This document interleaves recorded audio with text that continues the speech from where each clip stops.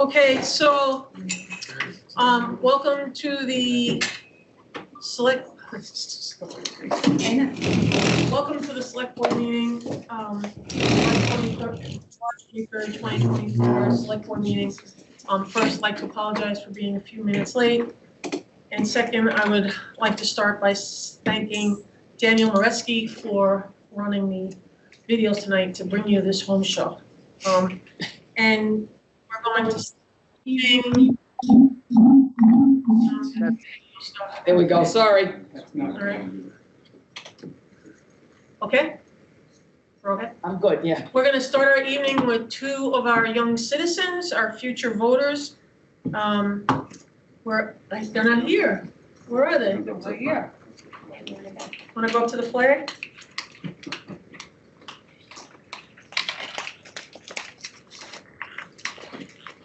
And would you mind introducing yourselves? Your name? My name is Stella Phelan. This is my brother Jack. Jack Phelan? Okay, and you're gonna lead us in the Pledge of Allegiance. And can you just tell us what grade you're in? I'm going into first grade. He's going into third.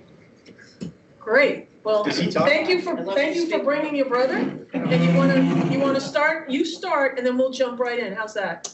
I pledge allegiance to the flag of the United States of America and to the republic for which it stands, one nation, under God, indivisible, with liberty and justice for all. Now, let me ask you one question. Do you have a favorite select board member? Wow, okay. Nice job. Good answer. Good job. Good job. And Mary Ellen are tied. Okay, all right. Sit down. And probably Doug is also tied. All right, let's go. Man, Oh, and wow. Daddy's here. Boy, that ride paid off. Doug's first mommy's laugh. Goodbye. Thank you very much. Love you all. All right. So You now got that, that, Diane, in the minutes? The love is real, now Katie. that the entertainment is left, we're going to start with public comments. Do we have any public comments? If you're here to talk about the subject of, Anything on the agenda? no, not anything on the agenda, but if you're here to, yes, if you're here to talk about anything specific on the agenda, I am going to allow comment during that time. I think that'll make it easier. So, Sean, is that okay with you? All right, so we're going to start. Question, do we have, are we microphoned right now? Yeah, it's that, it's. Yeah, it's up there. Okay, I just wanted to make sure. I think John still has comments. John, you want to have your comment now? I have a comment that's not on the agenda. That's fine.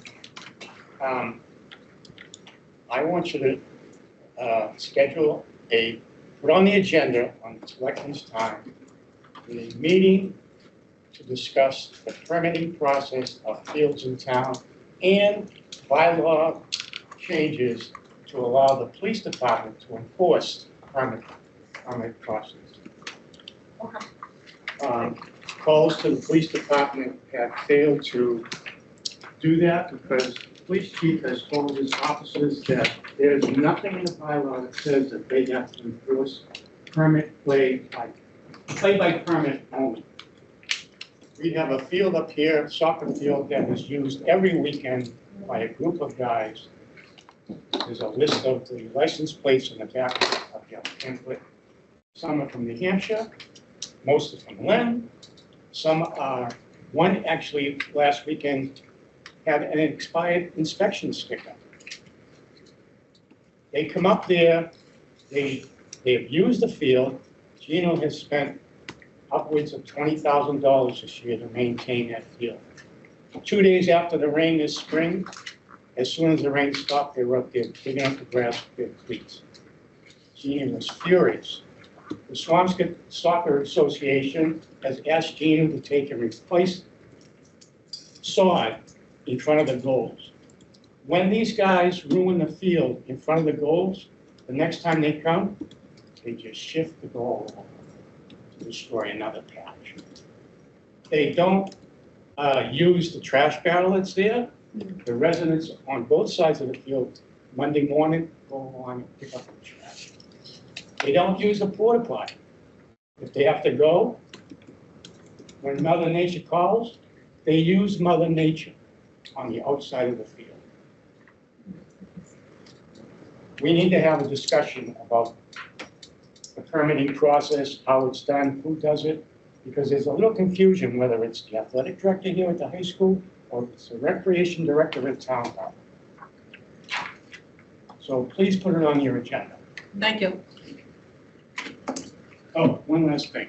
Okay. The list of license plates on your sheets, I put a public request in for the police department to give me not the owner's name, not the owner's address, just the cities that they are from. Request denied. Thank you. Okay, moving along, is there anyone else who would like to have public comment? Okay, so next we're going to move to the discussion and possible vote on the Votes Act requirements for town hall early voting hours. Who's here to speak on that? I'm Mr. happy to, Fitzgerald. so this is a statutory requirement that supports cities and towns in the Commonwealth's ability to have early voting. It requires the board to support an act signed into law in 2022 for early voting. This is for Saturday, August 24th, 11 a.m. to 5 p.m., Monday, August 26th, 8 a.m. to 8 p.m., Tuesday, August 27th, 8 a.m. to 8 p.m., Wednesday, August 28th, 8 a.m. to 8 p.m., Thursday, August 29th, 8 a.m. to 8 p.m. So this is 54 hours of early voting and ensures that we have greater access to voting. We know that nationally we have a lot of work to do to try to get more people to engage in the democratic process, but this is just one part of the efforts to just expand voter access. So could I have a motion to approve the early voting hours as described by Sean Fitzgerald? So moved. Second? Second. All in favor? Aye. Approved. Now we're going to have discussion and possible vote on non-union contracts. Let's start with the treasurer collector first. Sean? I am very pleased to recommend that we extend the contract for Patrick Luddy. Patrick completed his master's degree in accounting in 2021 and has become a certified Massachusetts municipal treasurer. This is a significant accomplishment. As the board knows, over the last year, we elevated our bond rating to AAA. Just a few years ago, we were AA minus, and Patrick has been an indispensable part of our finance team. He continues to demonstrate his financial acumen. Patrick was hired just a few years ago, 6 to be exact, as an intern for the town of Swampscott. I am so impressed with his commitment to public service and the work that he has done to really demonstrate himself as a terrific fiduciary. This proposed contract would bump his salary up to $105,000 for FY25, $107,625 for FY26, and $110,316 for FY27. It also includes some longevity, stipends that are in our personnel plan, and a $3,500 annual performance bonus and a retention bonus. This is a individual that we've made investments in, and he has also made investments in the town, and recommend that we extend his contract as outlined. Motion to approve the contract for treasurer collector Patrick Luddy. Second? Second. Discussion, I just want to make one point that this contract does expire in July 2024. And everybody all set? We have a vote to approve this, Wait, did you say 24? 2024. Is it effective 2024 or No. expired? No, oh, excuse me, his past It's contract expired. Okay, good, sorry. This goes I into think effect that's now. what we're saying. All in favor? Aye. Motion carries. Next on the agenda is the building commissioner. So I'm pleased to recommend that we extend our building commissioner's contract. Steve Cummings has demonstrated that not only is he able to help support many of the responsibilities of the town of Swampscott over the last few months, he's also been the building commissioner for the town of Marblehead. These types of regional initiatives demonstrate that we can do more regionally. Steve is sitting in the back row here. If we look over my right shoulder, he's Steve, back can you here. raise your Sorry to hand? have my back to you, Steve, but I really do think Steve's one of the most extraordinary teammates. Steve is easy to work with as a building commissioner. He often is in really tough conflicts with residents or businesses that are trying to do work and need to do it consistent with public safety protocols and building codes, and he has a wonderful way about him.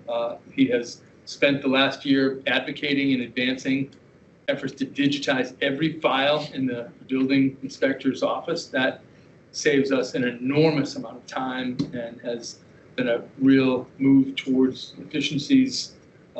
He is always available, very responsive, and I've reached out to Marblehead's town administrator and spoken to Thatcher Keyser numerous times and have heard nothing but absolutely glowing comments about Steve's performance and leadership in this regional position.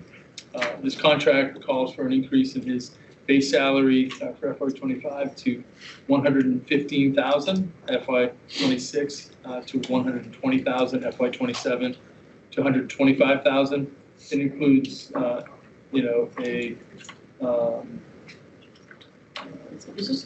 performance,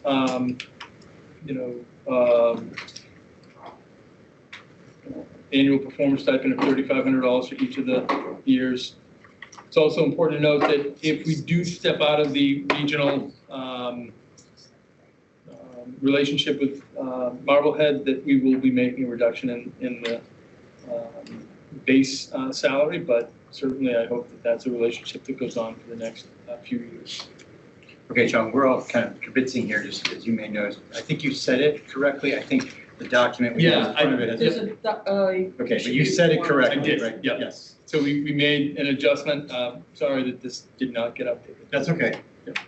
so the adjustment on this document in front of us is from 20 to 25.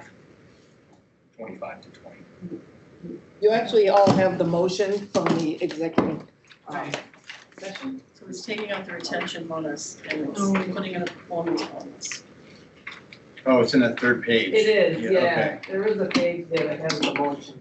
There it is. Yes, okay. So Somebody wants to read. I'd like to make a motion to revise and extend the building commissioner's base salary for FY25 $115 and performance bonus of up to $3,500. FY26 $120 base salary and performance bonus up to $3,500. FY27 $125 base salary, performance bonus up to $3,500, and longevity payment of $500 starting in 25. Sean? Yeah. Yes. I think 500 was each year, After 3 years, right? after 3 years, but Steve has been here. Yeah, I'm sorry. He will get that longevity bonus in FY27. That's He's just in FY27, okay. Cool. Good call. I'll second that motion. All in favor? I Aye. And I am a no, and I would like to explain my no. My no is not based on Mr. Cummings' performance, just the opposite.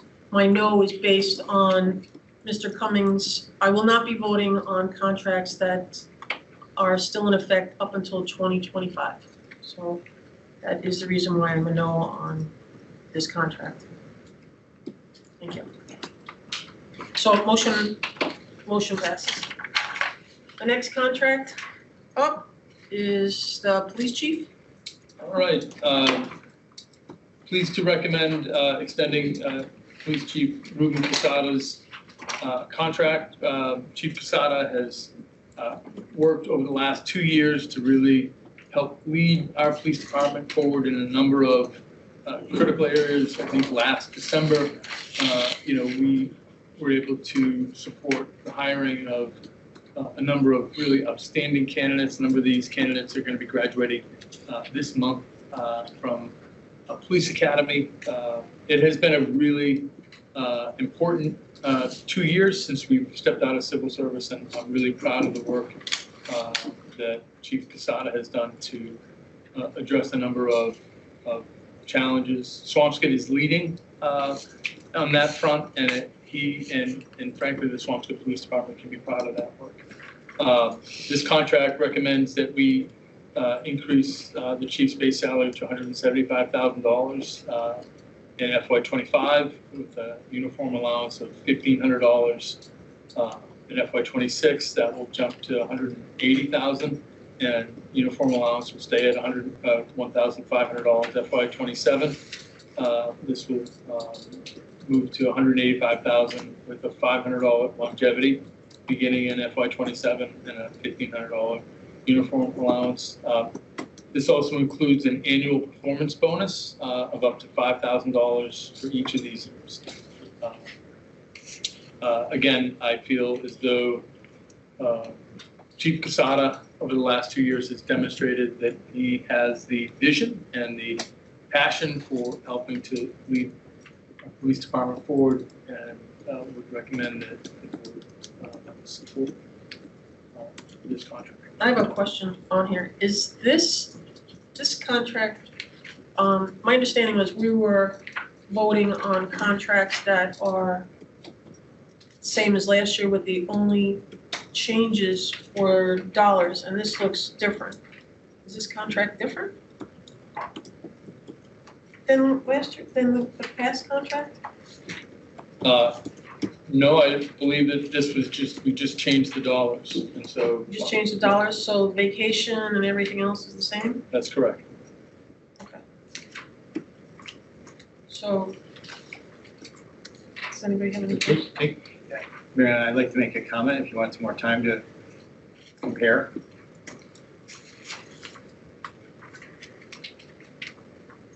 Like a comment on something different while you're comparing. You can comment on something different. I think in particular with the police chief's contract, but it applies to all of these. One thing we didn't say is that for those that pay very close attention, we've certainly been spending a fair amount of time in executive session, kind of really thinking all of this through extremely carefully, and doing a lot of work to understand the nuances here of each of these critical leaders in town, getting information from the broader marketplace, and making sure that we're kind of getting this whole system to be hopefully more consistent, more in line with the marketplace. Really, as you may be hearing about performance bonuses, what the base salary is, performance bonuses, clear standards for that, all of those pieces. Hopefully, people in town, maybe a few people that will dig into the details, feel free. I'm happy to answer questions about it, but I feel very comfortable that we are putting ourselves in a strong position to ensure that we're retaining high quality leadership and not letting kind of the market lure people away for whom the only problem would be that we didn't really keep up with what the right base salary was. And that's, for me, the impetus for doing some of these contracts what some people may say early. And so I just wanted to kind of lay out my thinking for that approach. On that note, I'd actually like to make a comment similar to Doug's, just to expand. Previously, I was very much against voting on any contracts that were not expiring in 2024. I didn't really want to consider anything for 2025. And after hearing from the town administrator that these were contract talks that had been going on prior to my arrival on the board, I didn't want to penalize the employees by having them wait and having it be drawn out. I am and was very concerned about the process and how it happens. And Doug is right, we did a lot of work comparing markets and peer towns, creating ranges, if you will, that never existed before, so that we could really understand what the competitive market looked like for these positions. And this particular position for the police chief, I'm very encouraged to vote for it because I do believe he was brought in severely under market, and we found that out very quickly when we did our market analysis. And obviously he's done a wonderful job, as Sean had said, but I think that was very much the impetus for me to go ahead and vote on contracts that I wouldn't previously have even considered voting for. So we did this very diligently and we put a lot of thought into it. We didn't just pluck numbers out or look at numbers that were presented in front of us and say, okay, fine. A lot of times we came back with questions and reasons for lower amounts or sometimes higher amounts, and really did the due diligence necessary for this. So that's why I feel confident voting for contracts that would be expiring in 2025 and creating new contracts for them. So again, in the case of the police chief, he's done a fabulous job. I'm happy to vote for this, as well as the building commissioner, and I thank him for all his work. Patrick, all of these people really, and we value them very much. So back to my question, this is item number 3 is not what we discussed. There is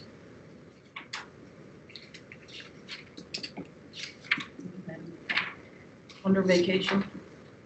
Which one are you looking at, Brian? Police chief? The police chief, we're talking about the police chief. Did something change or Well, it's different than the motion? It's different, well, we have a contract in front of us that you're looking to approve a contract. We have a contract that we were discussed in executive session. Says Casado will be entitled to 4 weeks of vacation, sick, and 3 days of personnel leave, and that's left out of here. I'm happy to kind of just include that language, Mary Ellen. I'm not sure why that was changed, but certainly we can make those changes reflect the existing contract. Sean, is that the standard vacation allotment for most people? Not really, each of these department heads come in with different levels of experience and different levels of, Years of experience and stuff. frankly, desires. Typically, 4 weeks for a senior level department head is pretty standard though. And so some ask for a little bit more. I generally try to hold that as a standard that all department heads.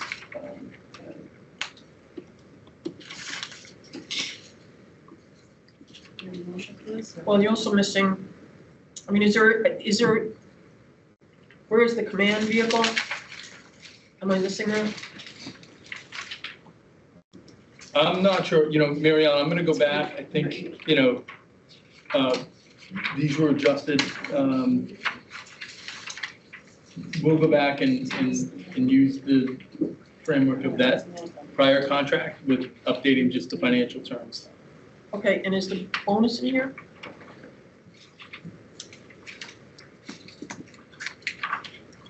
The language is Is the language? the contract as amended by the language David or Doug read. With the bonus and the longevity. Okay, it's in there, that's in the motion? It's in the motion, yeah. Because you guys read right from here, correct?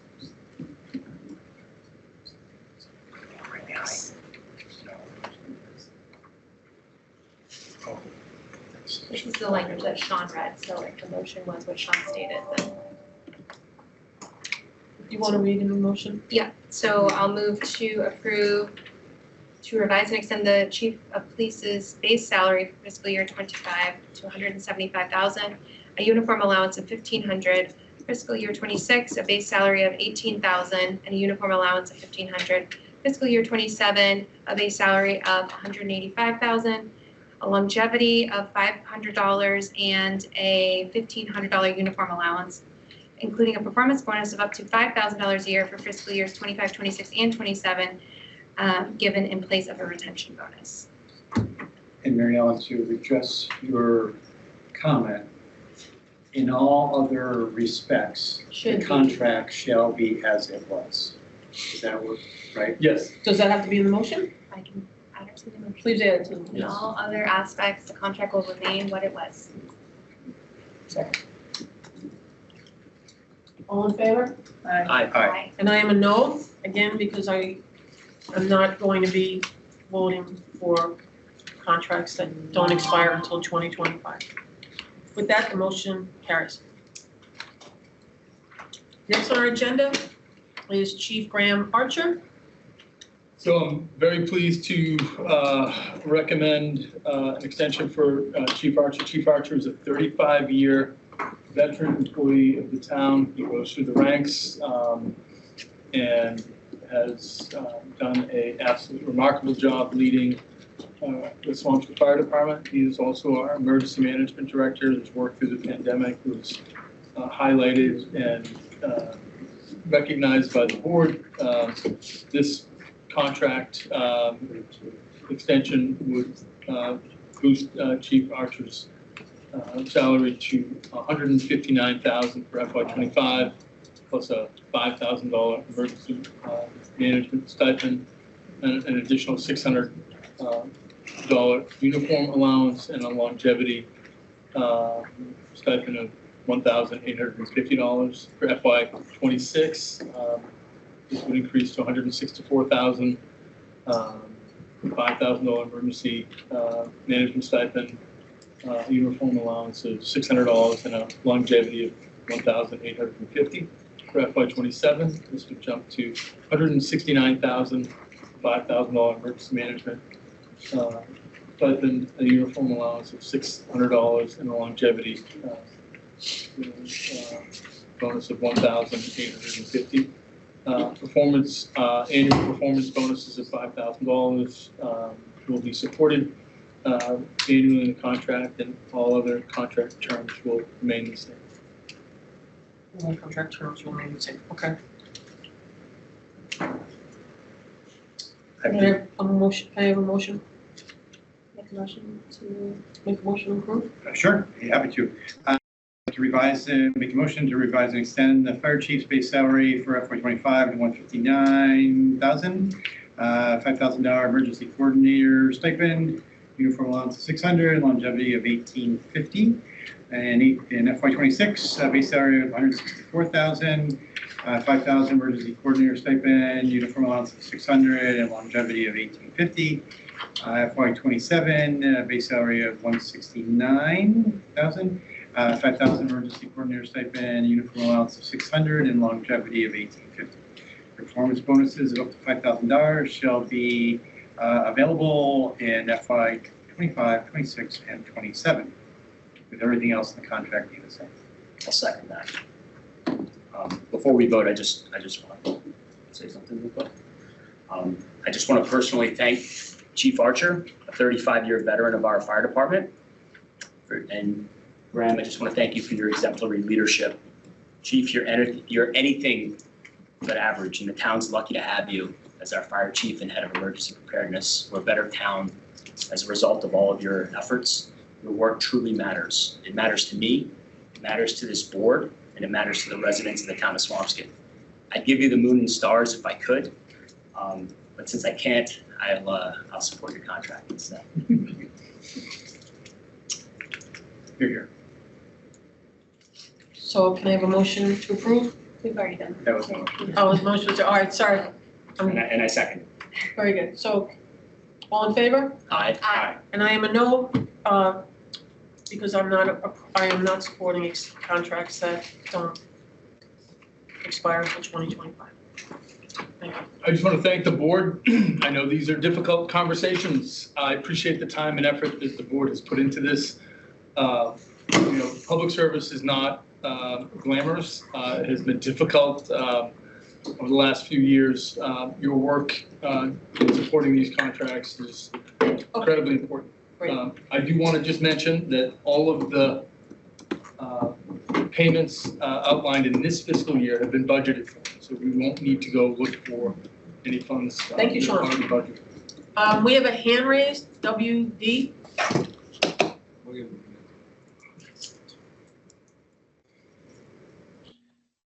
Yes, may I speak? Bill, Hello? can you speak?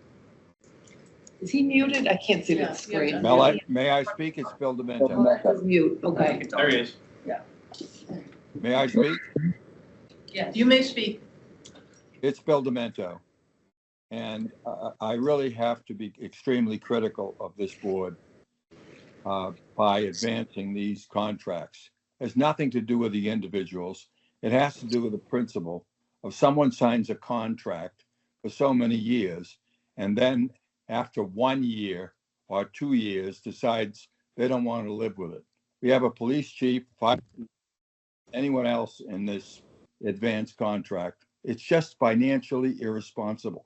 You have people in the town of Swampscott that can't afford you giving the moon to the fire chief. That's ridiculous. You need to be more responsible, and what you're doing is disgraceful. Thank you for the time. Thank you, Mr. Demento. With the, now we're gonna move on to number 3. What, do we have another hand? No, I think you have to mute and send it. Okay. Can I just, for the record, I would No, like to. hold on, please. I don't want to be commenting on resident comments. So I'd like to move now We're in to, discussion right now, Mary Ellen. we We have to voted. vote, yeah. We but voted, so we It's not public voted, there's comment, no, it's not. we're moving on though. I respectfully disagree with Mr. Demento. Okay, thank you. As do I. Great, And I want that to be on the record. okay. So now we're moving on to follow-up and possible vote on the housing production plan. Sean? This has been updated by our Community and Economic Development Director, Marzi Galaska. It has included updated stats for a number of housing projects that are advancing in town. This basically highlights one of our reporting requirements, allows us to, continue to focus on the type of housing production that will improve the quality of life for residents, over the next few years. The board had a presentation from Marzi, a little over a month ago. This was established initially in February of 2008, and it's a Massachusetts requirement for a comprehensive permit. We have to submit this to state agencies, and gives us a chance to really look at, where the housing challenges really exist for Swampscott. And once this approved, it makes us eligible for some grants.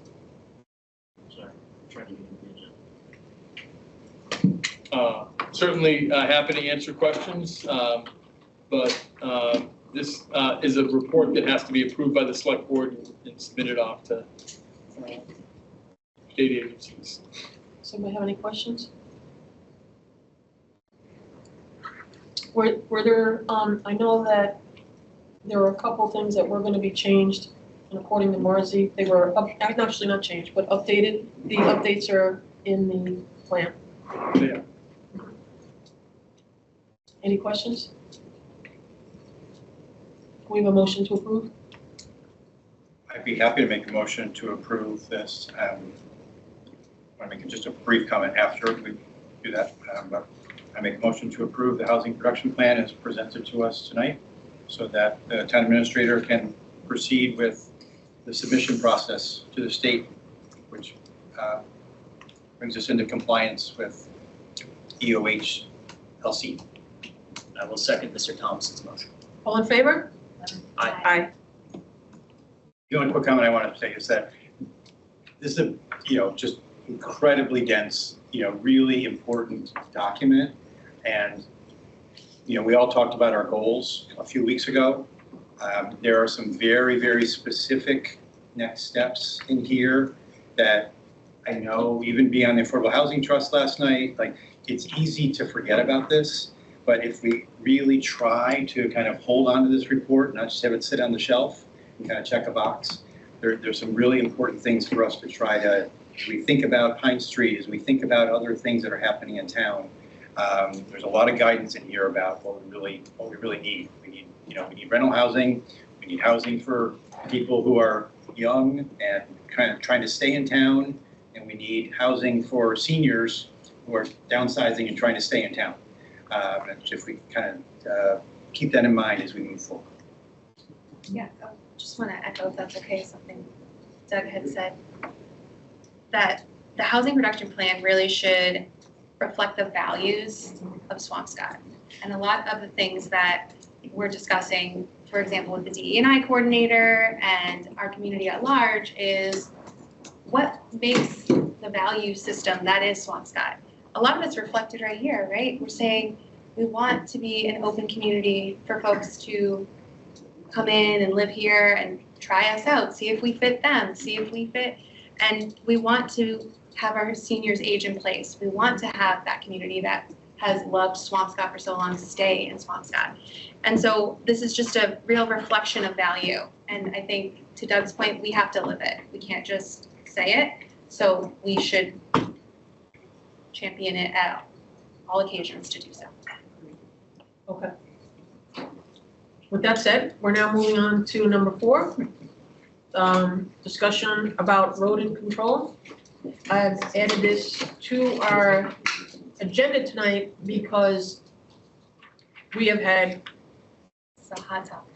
too many complaints, too many issues, and now I just feel like it's very important that we have the opportunity to hear from the town administrator, from the Board of Health, on what the plan is to help out with this issue. This is not an issue in one section of town. This is a town-wide issue.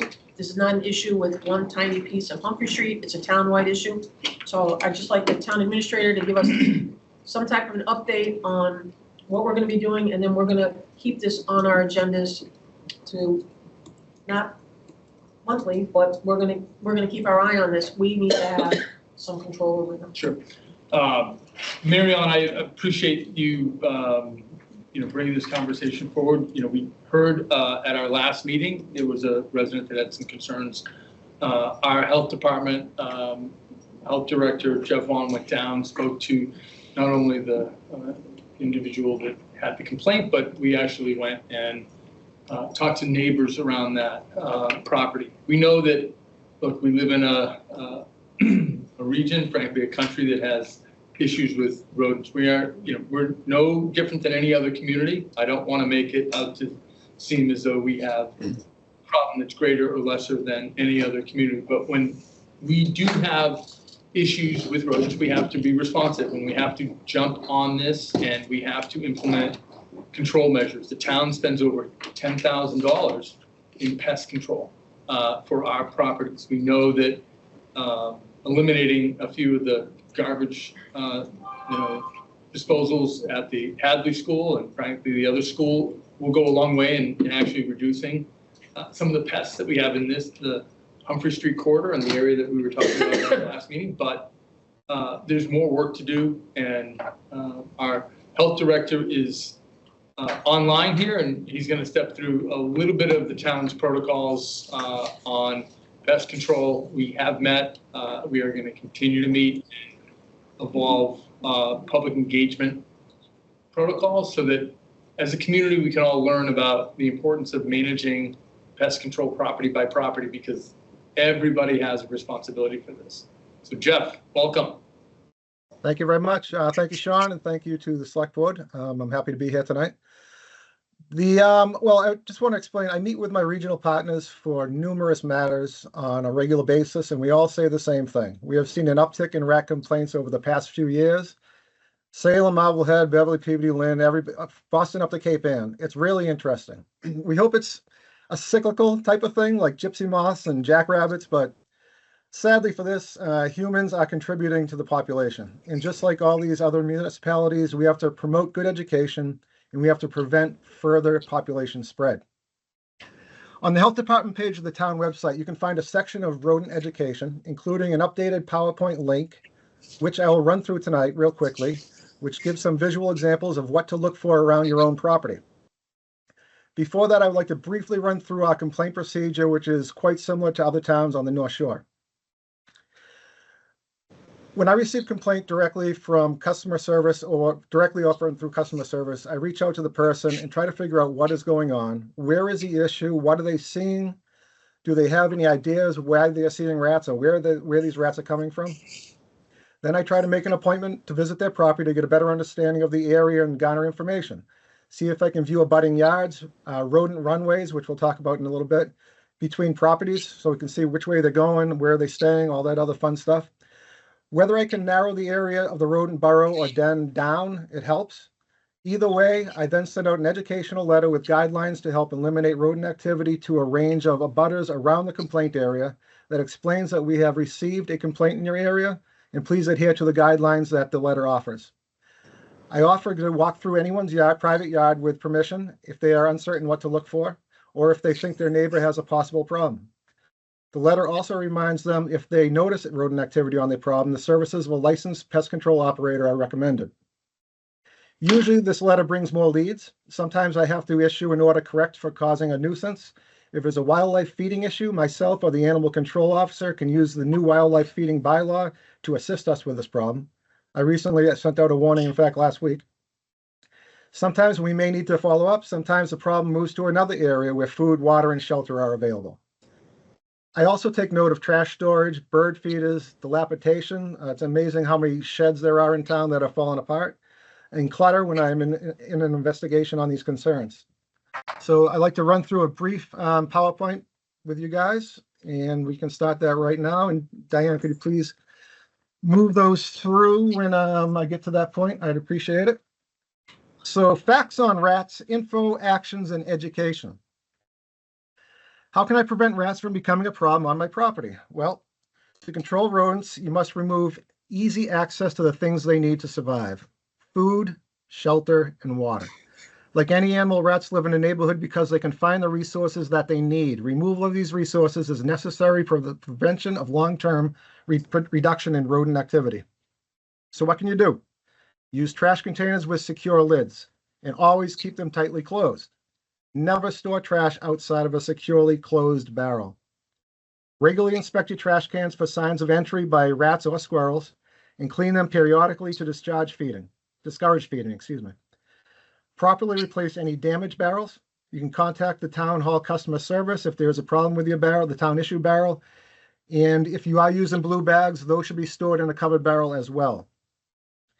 Refrain from leaving food out for birds, stray cats, or other animals. Any food that is available to other wildlife will also be available to rats, providing them with a constant food source and allowing them to quickly multiply. Please do not leave pet waste out at night. Do not leave dog waste or animal waste out at night because they will also eat that. Take bird feeders in at night or don't use them at all. Bird feeders are just something that will absolutely cause rodents to come to your property, especially if they have the type that fall on the ground and the ground is covered with seeds and everything. You'll be just asking for rodents to come to your property. So let's move on to shelter. Keep outdoor plants trimmed so that they shelter for the rats, not you. Keep outdoor plants trimmed so that they don't touch the house or other buildings. Trim them so they are in a V shape, allowing a clear view of the ground that will discourage burrowing. Store boxes, firewood, and equipment off the ground at least 18 inches and away from walls. Remove trash and yard debris frequently and eliminate possible burrowing areas. And the final thing is water. Empty any sources of standing water so that they don't sit out overnight, such as bird baths, water bowls for pets, and other outdoor items that can hold water. repair water leaks or drips at faucets, hoses, and AC units that could cause long-term standing water. As we move into some pictures, some graphics here, just as important as identifying a problem, we need to know what burrow holes are, right? If you never had a problem, what do you look for? You might not have any idea. So below you will see some pictures, burrow holes will lead to an underground rat's nest.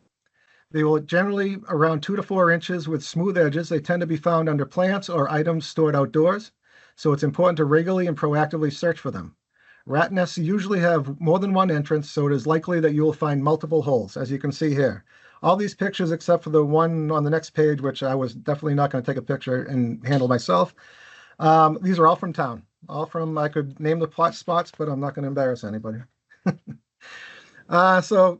Droppings. Rat droppings are around 1/2 inch to 3/4 of an inch long with blunt edges. They tend to be found near trash and other food sources. You can tell the difference between new droppings and older ones by how they look, which can help identify how recently the rat activity was in the area. Newer ones are dark and shiny. We knew that. While old droppings are chalky and dry. And that's a picture I was not going to handle myself. Gnaw marks, G-N-A-W, gnaw marks. Like many of the other rodent species, including squirrels, rat teeth grow continuously. They habitually chew on things like to file them down and keep them short. Thus, looking for recent marks from rat chewing on things like garbage cans, fences, and under porches can also indicate where rats are getting their food, where they're living, or the routes they're going to travel between the two. As you can see with the lattice work, there's also a lot of dirt at the bottom of that hole in the lattice. It was underneath a staircase to a multifamily going outside. And you can also telltale signs there's dirt pushed out, which you can see on the ground there. And there's also on the bottom of that, you see a really dirty area underneath that hole that they built. And that's from the grease and dirt from their stomachs when they're running around. It just goes in, they just scrape over that when they go into the thing. So that's another telltale sign that you have some active stuff going on in your property. Runways that I mentioned earlier, these are just basically ways for them to get from yard to yard, whether it's you can see these underneath picket fences, you can see them going underneath walls, you can see them anywhere that these guys are going back and forth. So rats take the same pathways called runways over and over between their burrows and their food sources. The runways may extend over several properties, as rats may live at one location and feed at another. This repeated movement leaves certain signs that make it possible to identify that rat presence in located the burrows or food sources. Runways are generally located along a vertical fence, such as a wall or a fence. And just a side thought, keep in mind that unlike squirrels, which love being up in the air and love being on top of things, rats are just so different. They don't want to be seen. They'll go right along the walls. They'll go behind all shrubbery along fences. They'll do whatever they can not to be seen until it gets dark out. And then they try to sneak around when it's quiet. And lastly, just a quick note, Town of Swampscott bylaw, feeding of wildlife, which we enacted, I believe, 1 or 2 years ago. This can be found on the town website. And please, read through it. If you have any questions, like I said, the first violation is a warning, then there's a increasing fine along the way. And that's what I have so far. And if you have any questions, I'd be happy to answer them. I have some questions. And Does anybody on the board have any questions? I do. Daniel. I have some comments and questions. I'm struck by the fact that everything that you just mentioned was geared toward the homeowner. And what I'd really like to know is what you, as the head of the Board of Health, are proposing to do that might be outside of the box or on the town side to combat this problem. Because I don't think the problem is just everybody being educated about their property and how to store their trash and how to use a closed barrel, right? I think it's a little bit more serious than that. And I think we need to think a little bit more outside of the box in terms of what Swampscott is going to do to help the people of this town with this issue, as opposed to just putting it on the homeowner. I don't think that's really the direction that is fair, right? I think there's a piece of this that Swampscott needs to try to mitigate. We need to step in here and either, I don't know if we're issuing tickets for people that have their trash out the night before, or we're paying attention to things of that nature, but we need to develop more of a solution to how we're going to deal with this. I mean, this isn't just in one area of town, you're right, it's everywhere. And it might be up and down the seashore, but it doesn't mean that, oh, hey, it's a problem for everyone, we're just gonna ignore it. We need some action. And action to me is not educating people who I think are fairly educated in general about how they look in their yard to see if they've got holes or whether or not their trash is secure. We need a plan, a concrete plan as to how we're gonna help people in this town deal with this. Do you have anything in that vein? Well, I can tell you that I routinely check on businesses as well to make sure they're doing what they should be doing, because that's a major issue as well. And whenever I'm out and around, and I do see something where trash is not in the proper thing, I have to make a note, and then I have to send this resident a letter or this business a letter. So there are a couple of things right there that we are doing. Generally, we don't go on private property and offer pest control. If that's what you were insinuating, I wasn't quite sure on that.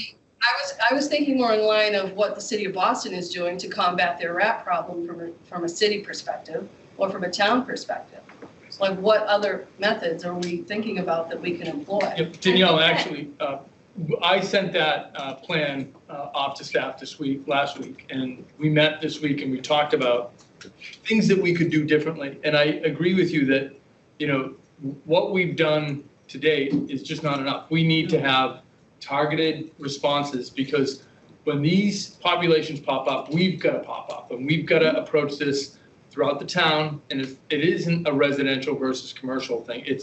We are a town, and when we see infestations, we've got to respond to this. And look, as I mentioned earlier, we've got over $10,000 in the town budget to deal with pest control. We may have to think about how to allocate some additional funding as we see spikes and increases regionally, but also here. And we're committed to doing that and coming back and providing the board with additional updates as we try to enhance our ability to work through these problems. I just don't want to stigmatize, you know, any area or town, because it's everywhere.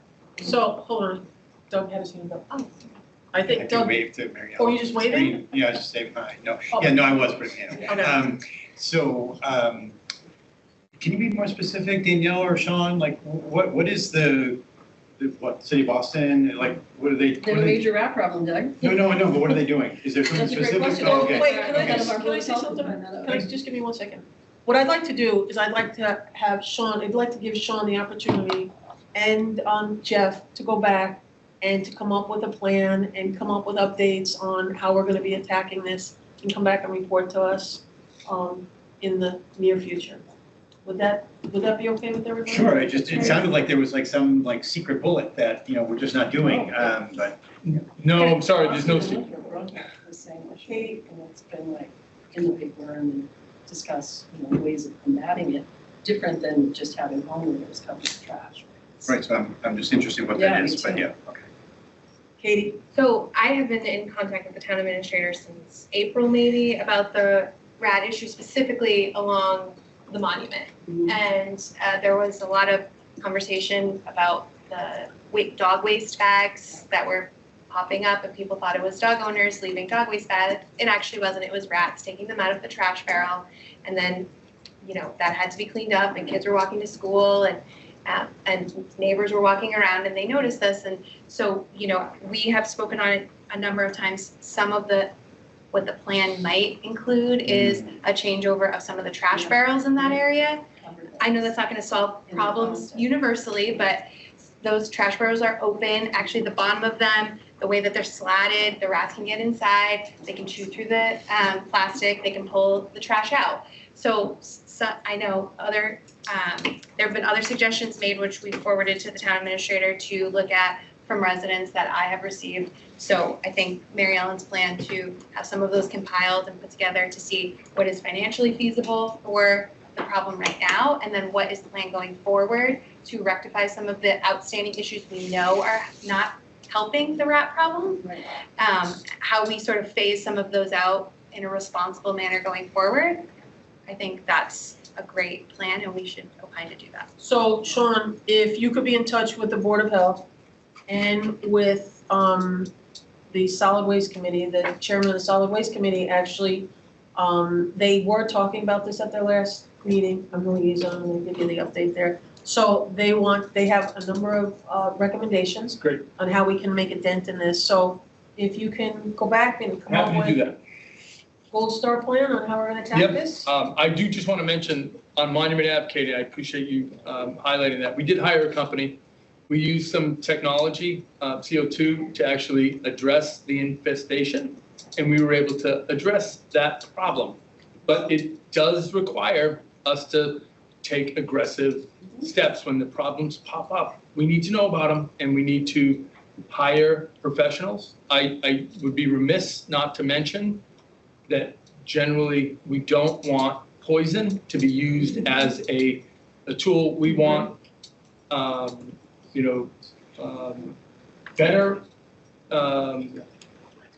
pest control strategies that will help protect the wildlife. We don't want to see, other animals be killed because we're using poison that those animals. Right. You've been very clear about that for I the know. last.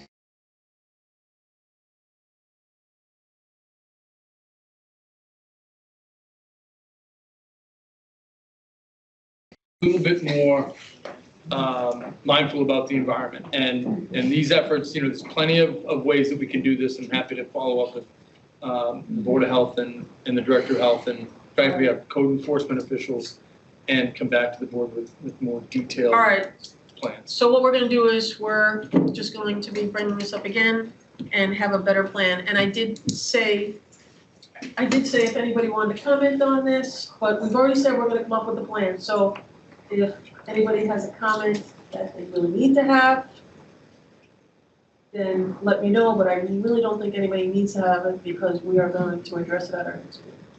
Okay? Okay. So, and one issue is really important, that this is an issue at our schools, an issue at the middle school, and I know that for a fact, and that is a real big topic that's gotta get addressed, okay? All right, so now we're gonna move on to discussion on appointment process and boards and commissions. And this is, Diane, if you could put this up. Yep. This is something that I actually brought up a while ago, so it's been like a little work in progress. And I actually met with David a while ago on this. So,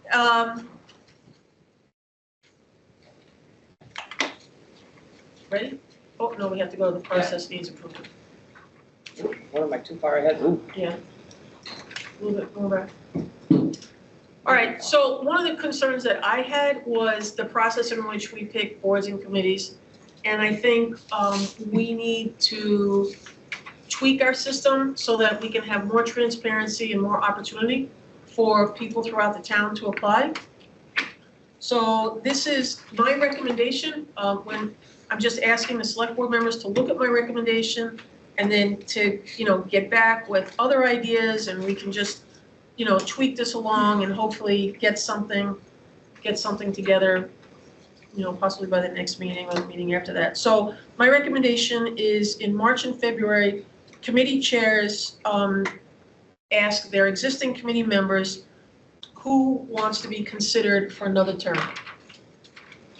And then, so that's February, March, like February, they say who wants to be considered, people give in their names, and then we get to the next slide, March and April, and we're advertising across all of our social media, our website, everything we can to ask anybody who wants to apply for any of our boards and committees. On May 1st, applications are sent to select board members. The select board members go through the applications and they grade the applications on a scale of 1 to 5, and they make recommendations as to who they feel would best serve the committee. And then that recommendation goes to the committee liaison. The reason it goes to the committee liaison, that liaison should have the best understanding of the committee, and then the liaison should be able to make a recommendation to the select board. During this time, in the month of May, select board members, if they should choose, can call and interview people and get more information as to why they want to serve or what they can add to the committee. then it goes to liaison, and then June, the select board votes on boards and committees. Applications are received throughout the year. Applications stay on file for the 3 years before they're removed, or unless somebody wants to remove them.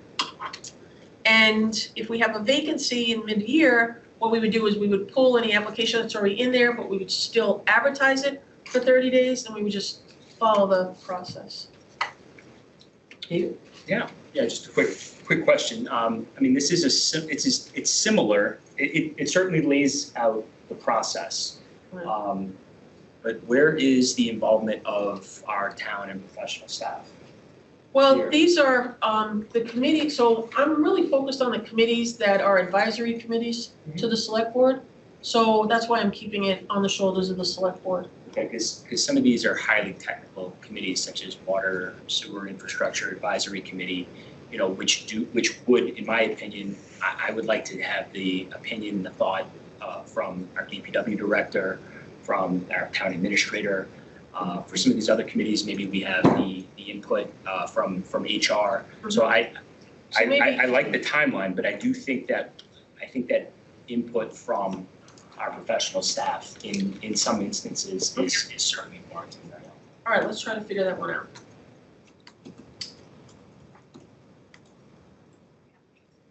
Go ahead. I just worry about the vacancies being advertised for 30 days. Some of these committees meet monthly. Right. And while I don't want to discourage the timeline for people to get involved, to be missing a member could be detrimental for 30 to 60 days, because we're saying the vacancy is going to be advertised for 30 days, but then we still have to make a decision. So if we don't make it in the first select board after that 30 days, we're looking at actually 60 days before we approve that. So you're going on 2 months without a committee member. So what would your recommendation be? I would 15? I would say 15, so long as we're going to opine to vote within that first select board meeting after those 15 days for these vacancies to be filled. And we're not going to drag feet, because we're just putting it on the backs of the committee members who are already participating and giving a lot of their time and energy. And I don't want to overburden them or, you know, work them to the point where they now want to leave the committee because they're not feeling supported. So I just want to be cognizant of that. Would 10 days be too short? Or are you good with 15? 2 weeks? Yeah, I would say 2 weeks. I mean, we can, I just want people to think about this. Go ahead and think about it.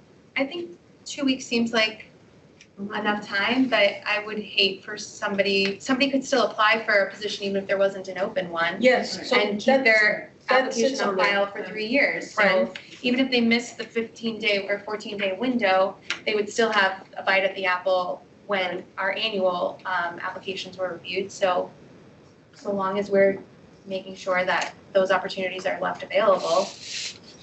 Okay, so that's my introduction, and we can come back and visit this at our next meeting. What about the current situation? The current situation is, I have to go over the information. We have a couple of committees that actually I did some research at the end of the last week that already are pretty much in compliance with taking people off of the list, making phone calls and interviewing people, so we're pretty close to that. I meant more in terms of the reappointment stuff. Yeah, I've interviewed a couple people over the last week, and I'll be advancing some recommendations. I So we know. had a list of recommendations. Yes. I'm just We're talking talking very about the ones simply, from people who June. have been on Right. committees and just re-upping. Right, so we'll see that at our next meeting. Okay. All right, now we're moving on to number 6. Number 6 is on the agenda, discussion on new traffic pattern for Reddington Street. I'd like there's no vote for this tonight, this is just a recommendation and to see what the board feels. I'd like you to know that there are a number of residents in that area that are requesting that this goes back to the old pattern. So Sean. John, I've heard from a number of residents, we changed Reddington to a one-way street when we relocated the elementary school to the Hadley, and St. John's School. We had a lot of traffic in the neighborhood at this point. We also have heard that it would be helpful as we think about the redevelopment of the Hadley into a hotel, that actually has a two-way traffic pattern. I have asked our public safety teams to look into this, and I think at a future meeting, we can invite them along with our DPW director in for a formal recommendation if the board's inclined to take this up. I think at this point, it would make sense, and given the concerns of some of the neighbors, I think a two-way traffic pattern would work out well for the neighborhood. I have had a couple people ask me to leave it as a one-way, so I don't think we should be surprised to hear from some folks that may think that leaving it as a one-way was an enhancement for safety. If we, does this require a public hearing if we go to change it? I didn't No, think but it did. requires a vote of the board. You're Yes, the that I road know. agents. Right, okay. So would everybody be okay with this coming up on the next agenda and we give a yes or a no? Does everybody want to see, do you want the law enforcement to come in and give you a reason to vote yes or no? I would like to hear from our public safety. Okay, officials. there we go. So how, as a resident, how do I get input into that decision? Where's the meeting I can go to? All right, so this will be on an agenda in the future and there will be public comment available. I'm happy, if you want to come in and meet with me as well, I'm happy to meet with you and discuss. Well, I'm just saying, the public safety is going to meet, I'd like to go to that meeting before it comes here. Did you want to comment on that tonight? Is that what you're here for? That's Yeah. what I want to comment. Oh, yeah, so if you want to comment tonight, Brian, you want to go ahead and comment on it tonight? I'll do Any two short more? things. I was so happy when you changed to one way, because going down Reading Street, take a right heading to Lynn, Mhm. because of the bump out, everybody's tires goes over the granite, and if you want to swing out and not hit the granite bump out, you have to go into the oncoming lane of the left turn traffic. And so to me, it was much safer making that turn when you have one way. Because the bump out is really long. It takes you into the turn. It's a good point. Okay.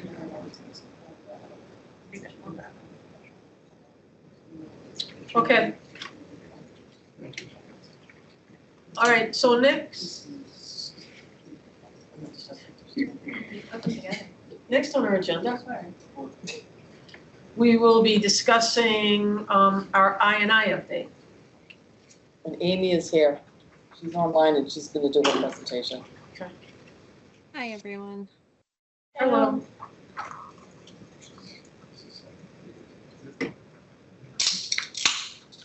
Okay, I will keep this short and sweet, and I know Steve Cummings is in the back in case you have any technical questions for him as well. So this is just a quick overview of what is I&I, the infiltration and inflow. And I kindly borrow this graphic from the 2021 presentation when this was first voted. So the infiltration is just unwanted groundwater that enters the sewer system through cracks and structural defects. And the inflow is unwanted rainwater that enters the sewer system through roof leaks, sump pumps, cellar drains, etc. The I&I offset policy was adopted in December of 2021 and can be revised in the future by the board. It is applicable to newer sewer permits with flows greater than 1,000 gallons per day. And then this slide just shows the calculation. So I put the wording that's in the policy, and underneath it, I put how that actually works out mathematically. So the I&I offset ratio that was adopted is a 4-to-1. The offset fee is $5, and then it's $110 per bedroom, which is the industry standard on that. But the $5 and the 4-to-1 offset ratio can be revoted or revisited by the board at any time. These revenues can support any projects that would mitigate I&I, and to date, no funds have actually been expended from this.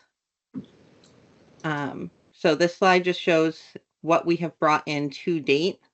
So fiscal year 22, when this was adopted, we received one fee, which is $2,200. In fiscal year 23, we received 7, so 24,200. FY 24, we received 7, and so far we've received 1 in FY 25, which just started. Can I ask you a quick question? So are you saying that if I add a bedroom to my house, what's the cost gonna be if I add 1 bedroom to my house? $2,200. Yeah. But only if it's over 1,000 gallons per day, right? No. Nope. Okay, so it's 2,200. Yeah, based off the calculation, 2,200 is the lowest the fee goes.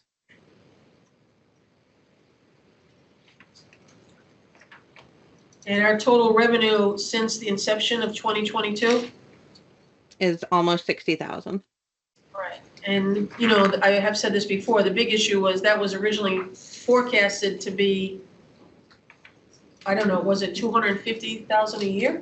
Or- It was 500,000. I looked back at the 21 presentation. Yeah, at that point, I think we were looking at multifamilies, a number of, projects that were in the pipeline, and several of, a major, the Elm Street property had, came in as a 40B, and the ZBA exempted the project from the I&I. Right, So- the ZBA exempted that project from That's right. I&I. And so we've got to be better about making sure that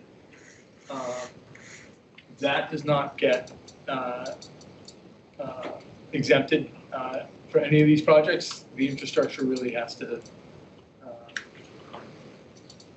use these dollars to help maintain that status. What about Whiteport?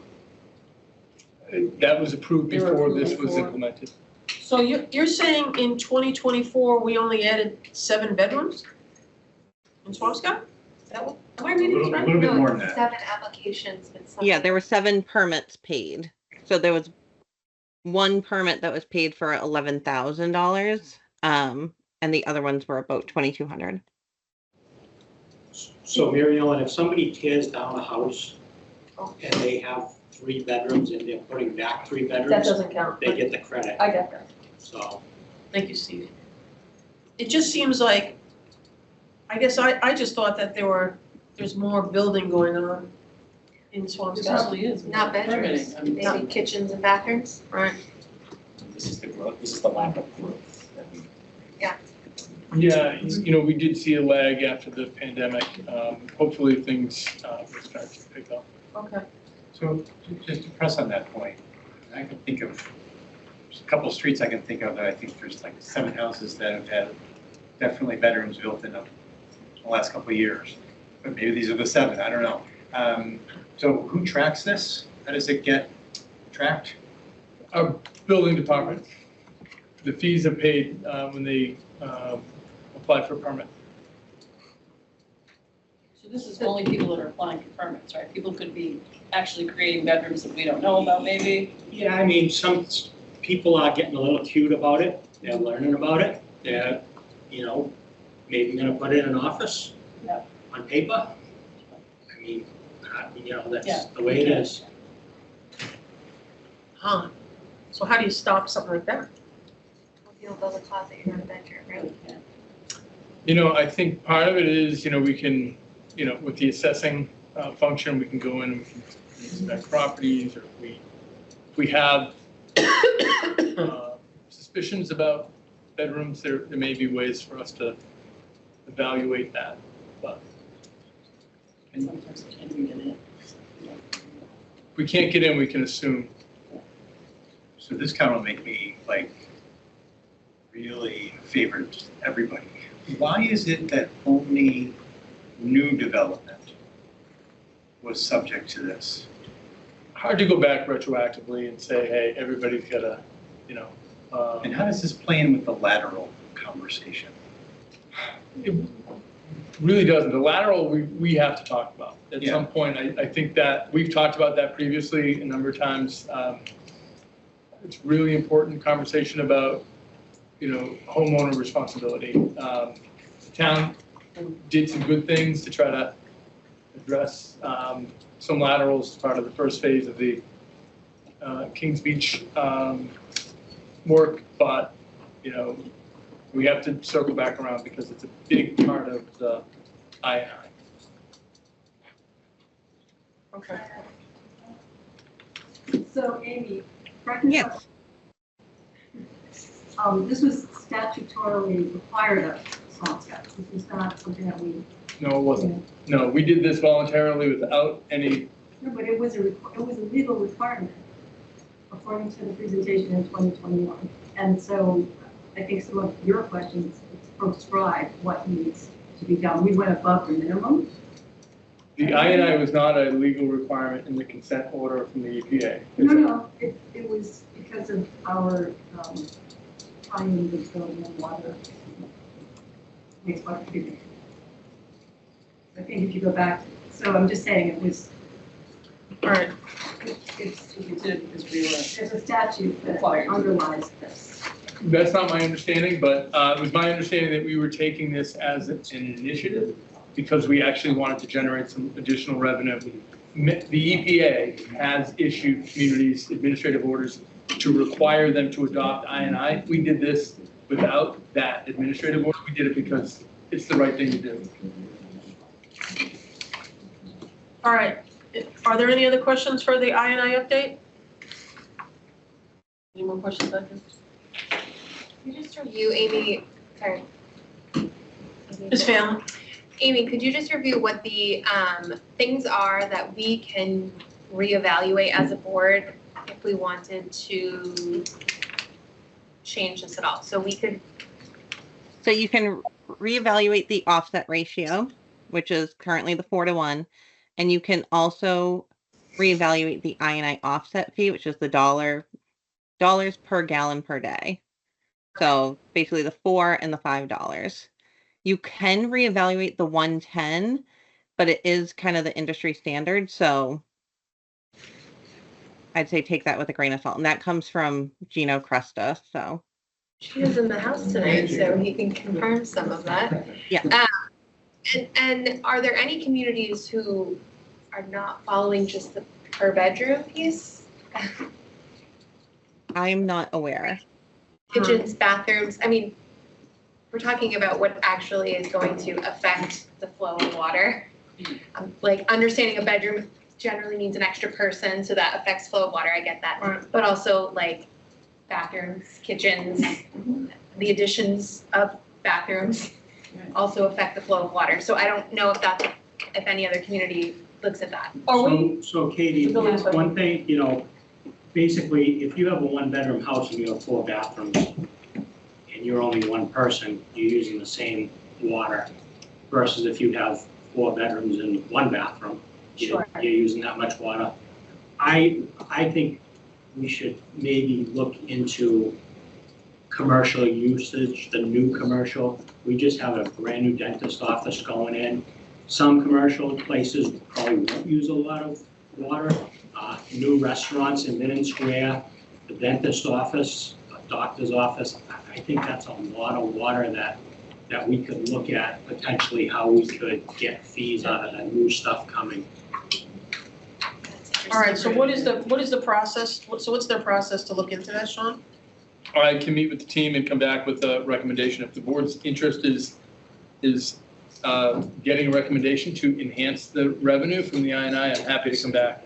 But we thought this was the first kind of toe in, and I think we can frankly ask our infrastructure committee to evaluate this and come back with a recommendation. I think that would be a pretty good exercise for the committee. Yeah, I don't know. Doug? Okay. So unless my question is just totally dumb about because I look at this and I think, just the new construction, why, I still don't get like why it's just the new construction that's tagged with this. You know, I mean, like, there's roots, there's, I happening in my house and every house. Like, I don't understand why. I think there's a different tool, and so I think if you want to get into the laterals, I think there's a conversation about, ensuring that we inspect Laterals laterals. is a different, laterals is a different conversation. Yeah, but like going right to, or applying I&I for every household, adding a tax to, an additional tax burden to. Yeah, I know, it's a winning issue for sure, but Yeah. I mean, I'm just, logically, I don't quite get why. I haven't seen it, Doug. I haven't, we looked at some I&I fees. Typically, it's the new construction. That's where it's sort of an impact fee. And so if we don't have impact fees in Massachusetts. So everyone else is grandfathered in, basically, in a way. It's the additional burden. Yeah. Yeah, exactly. It's because when you're adding to the system, if you're not adding anything, and that's why, if you tear down a house with 3 bedrooms and you build a house with 3 bedrooms, you don't have to pay it, but if you add a 4th bedroom, then you are supposed to pay it. Because you're adding into But we all have these systems, and they're all deteriorating, and they're all adding to. This is- I don't pay the water bills and sewer bills, I gotta take care. We also stay very diligent, the plumbing inspector and myself. I know it's a small contributor, but every little bit helps. So when we do go into a house and we see a sump pump, we do address it if it's going into the sewer. We don't just overlook it like, hey, it's been here. So we do try to stay diligent on that stuff to help the cause. And when people do, when they come with a new bedroom, or, I do give them a little spiel about it's not just a tax, right? How it affects the town that they're, coming to, and the beaches and the infrastructure. So I don't just say, here's a fee, live with it. I explain it. Usually when I explain it to them, they're pretty happy to, pony up the money. The big guys don't like to do it, the developers, but most of the homeowners are pretty receptive. It doesn't really look like there's too many developers that are ponying up anywhere, looking at these numbers. Oh, Katie Phelan? Yeah, just to echo what the building inspector was saying, I just want to be clear that it's the reason we would be revisiting these numbers or looking at creative ways to figure some of this out is not because we want to boost revenue, right? It's because we want to put that revenue back into our system, which is aged at best, and will need major repairs just from use, not aside from the other related problems we have in town as it relates to water and sewer.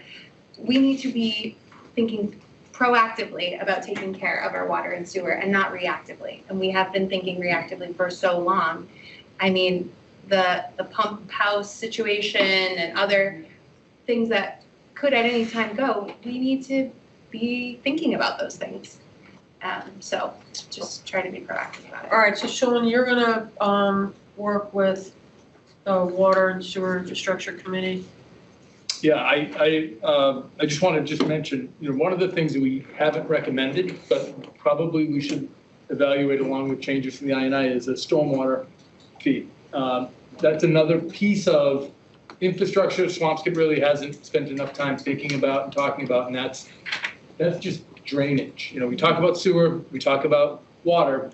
We really need to come up with a funding mechanism for stormwater and drainage.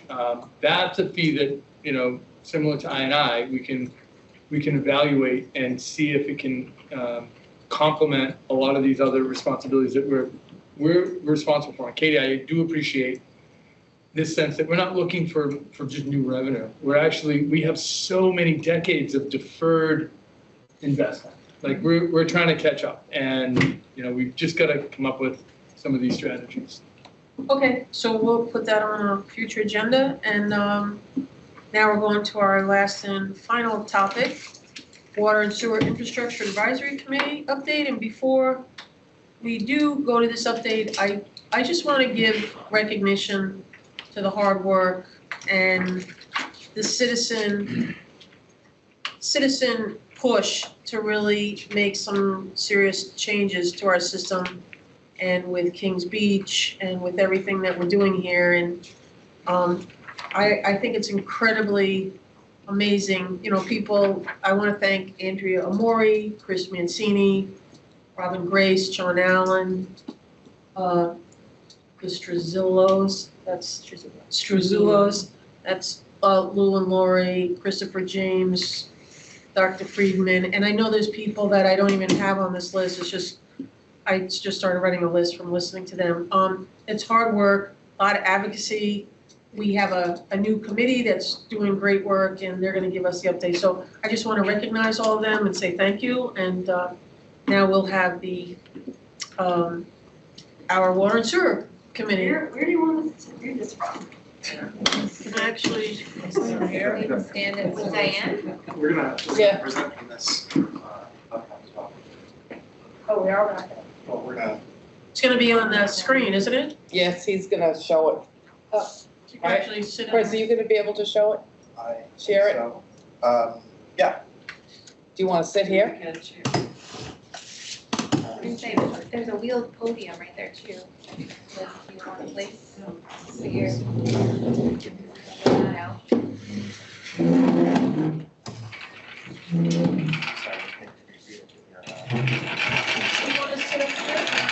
No, I'll stand, I don't mind standing, because I'm gonna see it. Well, it's gonna, Nobody at home can see you. Sorry.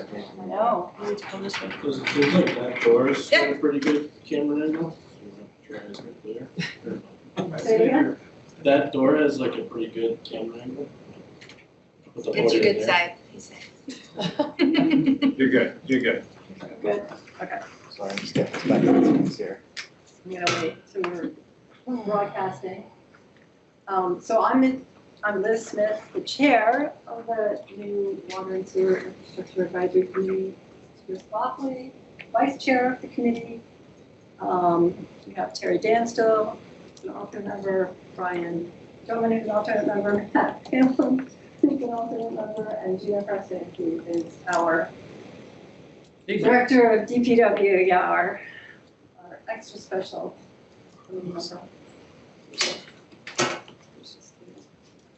Okay, how do I? So, we were asked to come tonight and do an update for you on the work that we've done so far. There's some screws underneath there. Right. Yeah. Underneath there, I think. Here we go, right? We got it.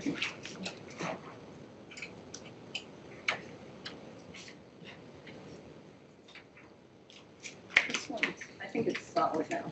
You sure? I don't want to do that. Okay, so back in November, the select board, by unanimous vote, voted to form a committee. In January, on January 30th, the select board appointed 12 members, 8 regular members, and 4 alternates. And just want to say that our alternates attend every meeting. I mean, this is really a committee of 12. And there's virtually no distinction. Every meeting, because we're 8 official voting members, we have to vote in, or actually I appoint any alternate that needs to stand in for a missing member, but that rarely happens, either in person or remotely. Almost every member attends almost every meeting. We meet 2 times a month, so it's a little bit heavier burden than some committees because we have a lot to do and a lot to cover. Our charge is to advise the select board on all things water resources related. We have to ensure a safe and reliable supply of water, ensure the system is in a state of good repair and has adequate capacity, sewer system, stormwater and drainage, state of good repair, and comply with the Clean Water Act. And we also have the financial advisory capacity to identify capital projects and ensure that funds are available. For the first 6 months, we focused on several things. Educating committee members who came in, engineers, scientists, business people, Some had worked on committees in town before, some never had. A wide age range. So we had to kind of level set everybody and get some basic understanding of what this responsibility is. We reviewed the asset management plan. We reviewed water resource financials and funding. And by water resource, whenever I say water resource, it's water, sewers, stormwater / drains. We launched IDD and beach water data gathering. You'll hear more about that. We monitored the EPA consent decree sewer rehab work. And we have started to enhance communication to the public about water resources. So for education, we, as I said, level set everybody for water, sewer, and drainage fundamentals. We did that in a number of different ways. Documents, Gino helped a lot with that. We reviewed and monitored consent decree requirements. So everybody had access to the consent decree and read through it, and we discussed it. We developed a glossary of common terms, which is, there's a link in the presentation, which will be available online, and the glossary is available on our webpage. And as I said, Gino provided invaluable history and experience to bring people kind of up to speed. Financially, we formed a water and sewer rates working group because the old water and sewer rate committee was collapsed into our group, but 2 of the members are also members of the infrastructure committee. We reviewed the fiscal year 25 capital plan. We reviewed the water and sewer rate increases for fiscal 25. We have monitored and are reviewing the SRF loan application, which is due Friday for $3.5 million for sewer rehab. Monitored funding of sewer IDDE and repair work, and we will be making capital plan recommendations for fiscal year 26 and beyond. So just a little bit of information to ground everybody in the sewer funding from fiscal year 15 to 22. 15 is when the EPA consent decree was signed by the town and the EPA. Since then, we spent at least $6.5 million in work to rehab and repair and line our sewer pipes. That is related to phase 1 of the Stasis Brook / Kings Beach work, and we're now starting phase 2. In May of 2024 at town meeting, $1.8 million was authorized for Kings Beach, and 1.7 million. Sorry, that's wrong. It's 1.7. Oh no, I'm sorry. 1.7 million from the Kings Beach ARPA funds for Kings Beach work, and 1.8 for fishermen's. And then in May of 2024, the select board voted to dedicate 1.5 million of the non-Kings Beach ARPA dollars also to fishermen. So we are really accelerating our spending. I think you're missing another 1.7. Because at town meeting, we actually did do 3.5. We did the 1.8, but. No, it wasn't. Oh, you're right. There's another 1.7. You're right, the 1.7 is on top of the Yep. ARPA funds, so Doug is correct. At town meeting, we did 1.8, we did 3.5 in total sewer enterprise fund. And there already was that 1.7 from the old ARPA, and then in May, we did the additional 1.5. We already had the ARPA, and we approved 3.5 at town meeting. So the 3.5 is correct for town meeting, but it was on top of, that's correct, 1.7 of ARPA. See, we're still getting it all straight. So much money dedicated to this, it's hard to keep track of it. That's Yes. what we want everyone to know, yes. Town meeting also approved $187,000 for IDDE work, the town meeting ARPA funds. There's a glossary at the end of this, which explains some of these terms, but the IDDE stands for illicit discharge detection and elimination. And it is a process that every town that discharges into a public body of water, has to constantly be checking their outfalls and making sure that they are not contaminating those bodies of water. And then, as I said before, we're submitting a Clean Water Trust State Revolving Fund loan application this week for another 3.5 million, which that's an application process. We're pretty sure to get that money, and that will become available next year. We're on target for that going in this week. We are. Okay. Yep, and then water funding, one thing we've learned is that we've spent pretty consistently $500,000 a year out of the Clean Water Trust, also state revolving fund loans, but those are at 0%. Sewer loans are at about 2%. So since 2015, we spent about $4 million, $500,000 a year repairing water mains. And town meeting again appropriated or authorized $500,000. So the borrowing of SRF still has to go through the town meeting approval process. In May, we began a review of the asset management plan, which is a 180-plus page document that Kleinfelder worked on with a grant from the DEP, Department of Environmental Protection, to review all of the assets that the town has related to water resources. As you can imagine, that's a big job. So we formed 3 working groups, water, sewer, and drainage, to chunk it down into manageable pieces and be able to have people focusing on each piece of that. And we also participated in a meeting with the EPA and DEP on June 8th to get an update for them on consent decree compliance work. They were very pleased with the progress we're making both at Kings Beach and the planned progress at Fisherman's.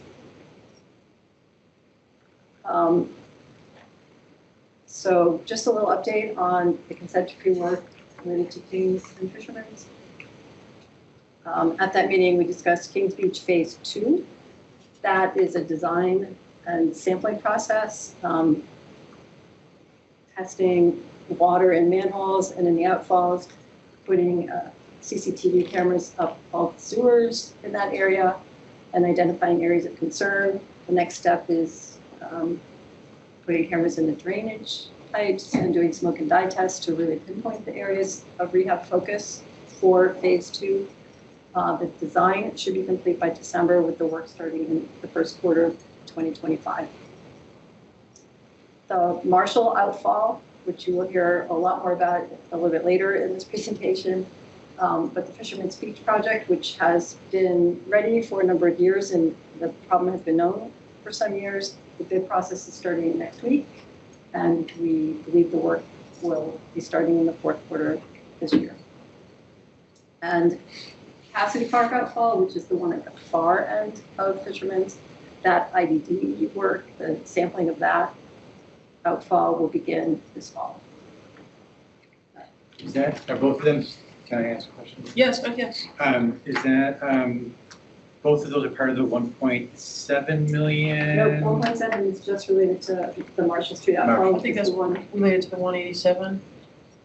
Sorry? What is Cassidy? What covers Cassidy?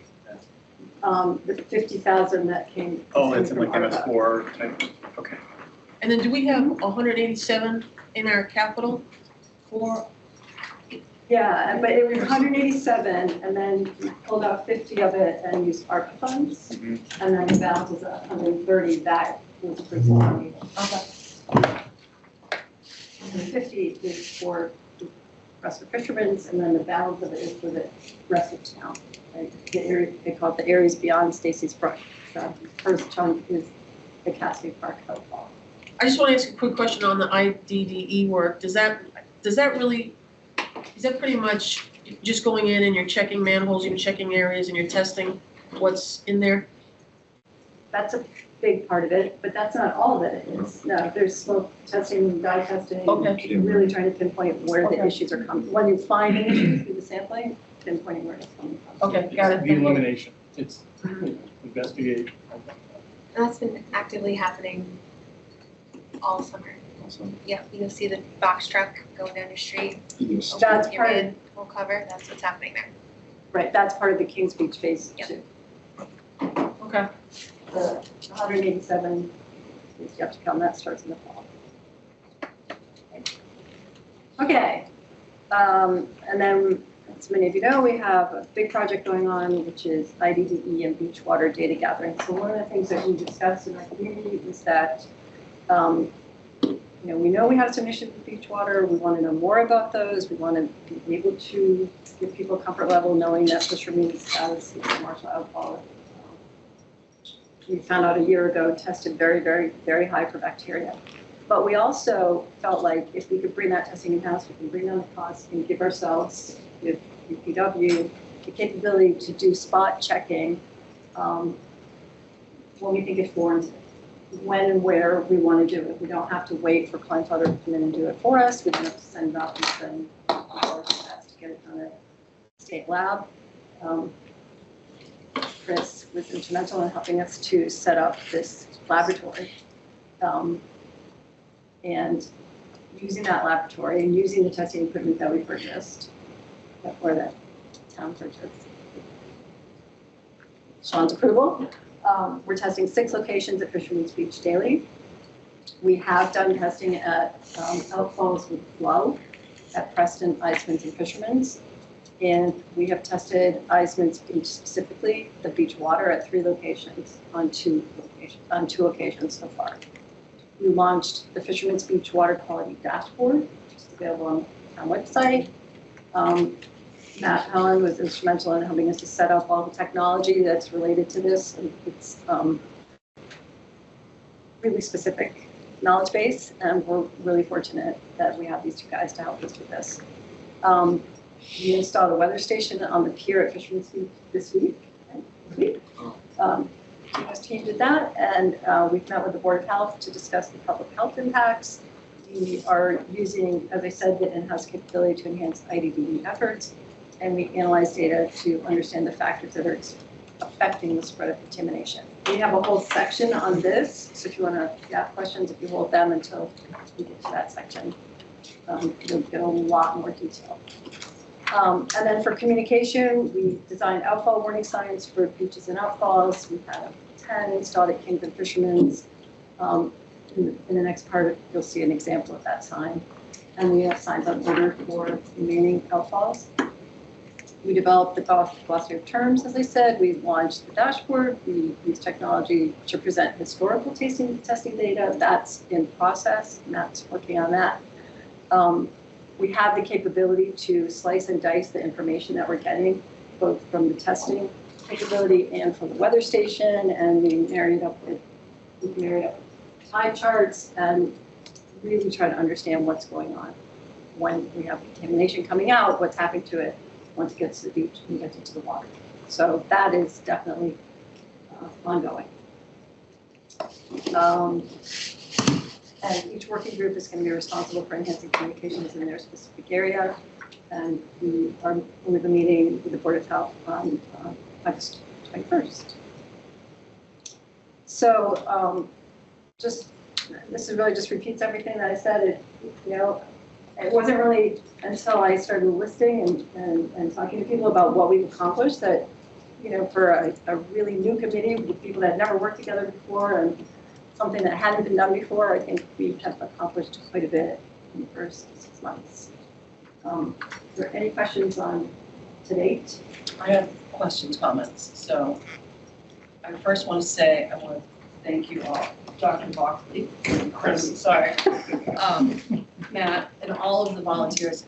You people, what you've done would have cost millions of dollars if we didn't have those volunteers. So hats off to you. I don't think everybody in town really recognizes the amount of time, the commitment level.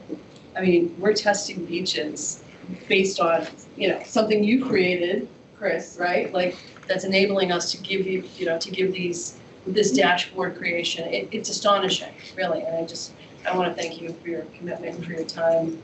Of course, with that said, I am greedy, and I would love to see, I've said this before, daily testing of all of the beaches, right? Is that just during the summer season anyway, when it's, all of our people are going to Phillips or they're going to Eisman's where there's, potentially something happening, or Wales, whatever it is.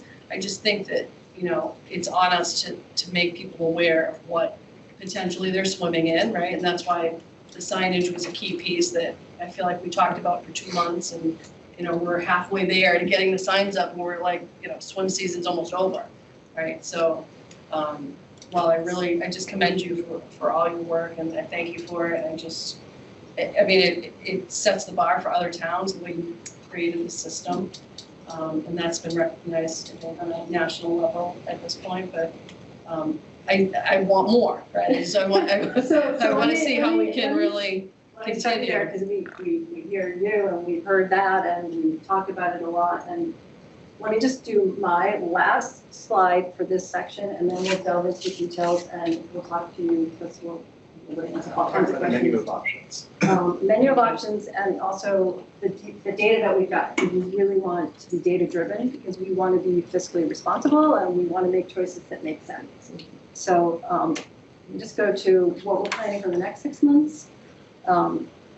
We are going to recommend a 5-year capital plan for water, sewer, and drainage. We'll form a peer review working group to identify the scope and process for that. That was something that came up in the ARPA discussions. We need to establish levels of service or standards for water, sewer, and drainage. That is actually a fundamental part of an asset management plan and hasn't been done yet, so we'll be looking into that. We're going to investigate options to establish a stormwater enterprise fund or utility fund. Some of them are regional. There are a lot of different options, so we know that's really important because, as Sean said, we don't have a way to fund that work right now except out of the general fund. We'll set targets and methods for infiltration and inflow reduction, and we'll talk about the I&I offset fee and we'll roll that into that discussion. We'll develop options for the sewer service customer lateral policy, which also came up earlier, and is something that has been tossed around for a few years, but you know, lots of communities, most communities have dealt with this and have different ways of approaching it. So we want to do some research and come to you with a proposal that makes sense, or a couple of options. We're reviewing the data systems and GIS mapping capabilities. That was something that came out of the asset management plan, that a lot of our records are still paper records and they need to be digitized, and that will allow us to have a full scope of GIS mapping capabilities, so we can, you know, pull up a map and say, okay, we repair these pipes, we line these pipes, and we didn't do anything over here, and really get into the nitty-gritty of what is being done to bring our systems up into a state of good repair. And always enhancing communication and education for the public across the spectrum of areas. Like that. Oh, here's your, just go to our webpage and you'll get pages of definitions and abbreviations. I'd like to bring Chris up. Go over the beach testing program in more detail.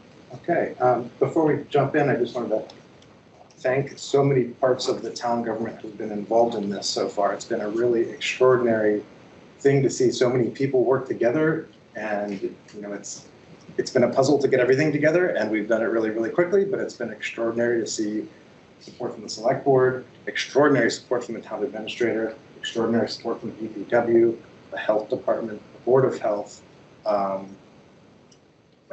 recreation, all over the place. So it's just been, it's been government really working. So I'm really pleased with that aspect of this. So before we dive into what we've done, I wanted to sort of give everybody a background primer of what we've been doing. So we, for decades now, have done weekly testing at all of the beaches in town. We know from this summer's data, so each of these bars is a test point for each week, and the red line at the top of each of these plots is the EPA cutoff, which is 104 for bacteria levels. That's enterococci testing. And an extraordinary point on all of this is that we haven't had any exceedances from this testing so far. However, we know that at Kings Beach and at Fisherman's Beach, we do have additional problems. And really what I'm talking about there is point sources of pollution, where we know that, you know, there's large amounts of bacteria that are being deposited on the beaches. And we know this through the consent decree and from other work that we've done you know, prior to the formation of the committee. But this question, just to clarify that, But we know Kings has been closed. Kings has been closed, and the reason that Kings has been closed is that we don't close Kings. Health Department has agreed to close Kings based on testing that comes from the entirety of Kings. So Kings is tested every day on the DCR side, so the Lynn side. And there have been exceedances on that side of the beach. So even though Kings has been closed for a significant portion of the summer, the data points that have led to those closures have actually not been on the Swampscott side. I know that. I was kind of giving you a softball there, like that. So just showing the power of the daily versus the weekly. Is that not true? Well, in some, actually, that is the softball. So part of it is that daily versus weekly is useful. But the other part of it is, and what's really remarkable, is that we definitely see pockets where there's much higher contamination than others. And we'll get into that soon. But Fisherman's is where that gets very exciting. So in any case, we started this testing program. We test 6 sites at Fisherman's Beach, 7 days a week. We've got a dashboard that's been updated daily. There's a screen capture of the dashboard there on the bottom left. So far, we've done 261 tests. This is staffed by 6 volunteers. 3 of them are college students, 2 of whom work for REC as well. There's 2 Water and Sewer Committee members, and Matt has... The 2 of us. 2 of us. And Matt has done an extraordinary lift on getting all the back end of the dashboard to actually work, and working with town staff to get the website to do the things we needed to do. So it's been a fun thing to get established. Here are 3 summer students, Ryan Began, Lola Mintu, and Lily Raymond, who are all environmental engineering or environmental science or chemistry students who are eager to be involved. So they're out there collecting samples, setting up tests, creating tests on a daily basis, 7 days a week. That's amazing. We're lucky to have them. Yeah, it's awesome. And it's been one of the best parts of this whole thing. Like working with these young people who are super jazzed about this, and like they are planning to go into careers that are related to this, so it gives them very useful experience. So I'm really pleased that we've got this dimension of this.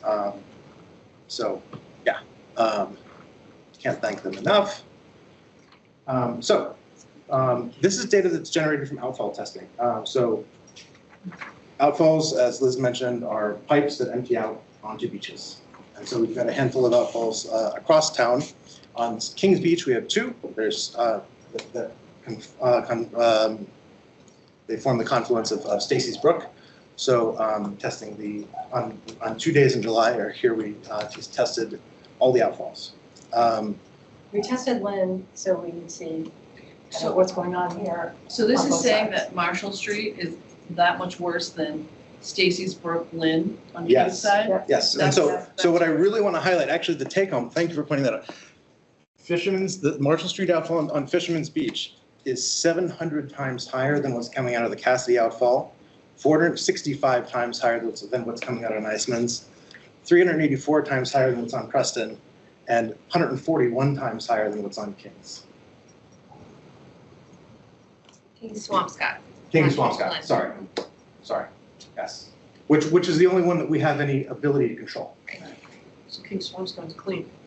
No, these are all clean water Cleaner. violations. Right. But it is much cleaner, and I'll say that this relationship has, although we're looking at 2 days, this is actually 1 day, each outfall was tested once for this plot, but that relationship exists across many days. So we've actually looked at this on other occasions. It's not a one-off. No, it is not a one-off. The numbers have gone up as the summer has gotten warmer. This is not a surprise because bacteria grow more in warm conditions, but that's something I'm not really going to get into tonight, but it is something we should have a serious conversation about at some point. Because I think that this is evidence that some of the IDE work that we've been doing, that we've invested $6.5 million into this project, I think that this is evidence that some of that is bearing fruit. We're not done. There's a long way to go. Exciting times. Chris, is this after a rainstorm? This was not after a rainstorm. This was on a dry day. I think it had been 3 days before the rainstorm so It's a week ago. This is Yeah. dry weather. this is dry weather. And you see this relationship, have you tested all these beaches enough days that this whether it's the magnitude, but the general relationship between all of these this is a consistent? We haven't tested all of them as many times as we've tested Marshall and the ones at King's. Okay, just focus on those for the moment. Like, is this a general relationship there that? Yeah, absolutely. And so if you look at the town dashboard, you'll often see this number 24,196. That's the maximum that we can get from our test without changing the way we do the test. So, and we don't have a good way because of weird computer stuff to have a greater than symbol in our dashboard. Stupid, technical, annoying thing, but that's how it is. So it could be higher. Oh, it is higher. The number always next to higher. it, right there is what it is. It's always higher, but It we is never knew. 100, well, when we actually do the protocol to dilute it down and test that diluted sample, it was 112,000. Oh, just below 112,000. 5 times the max.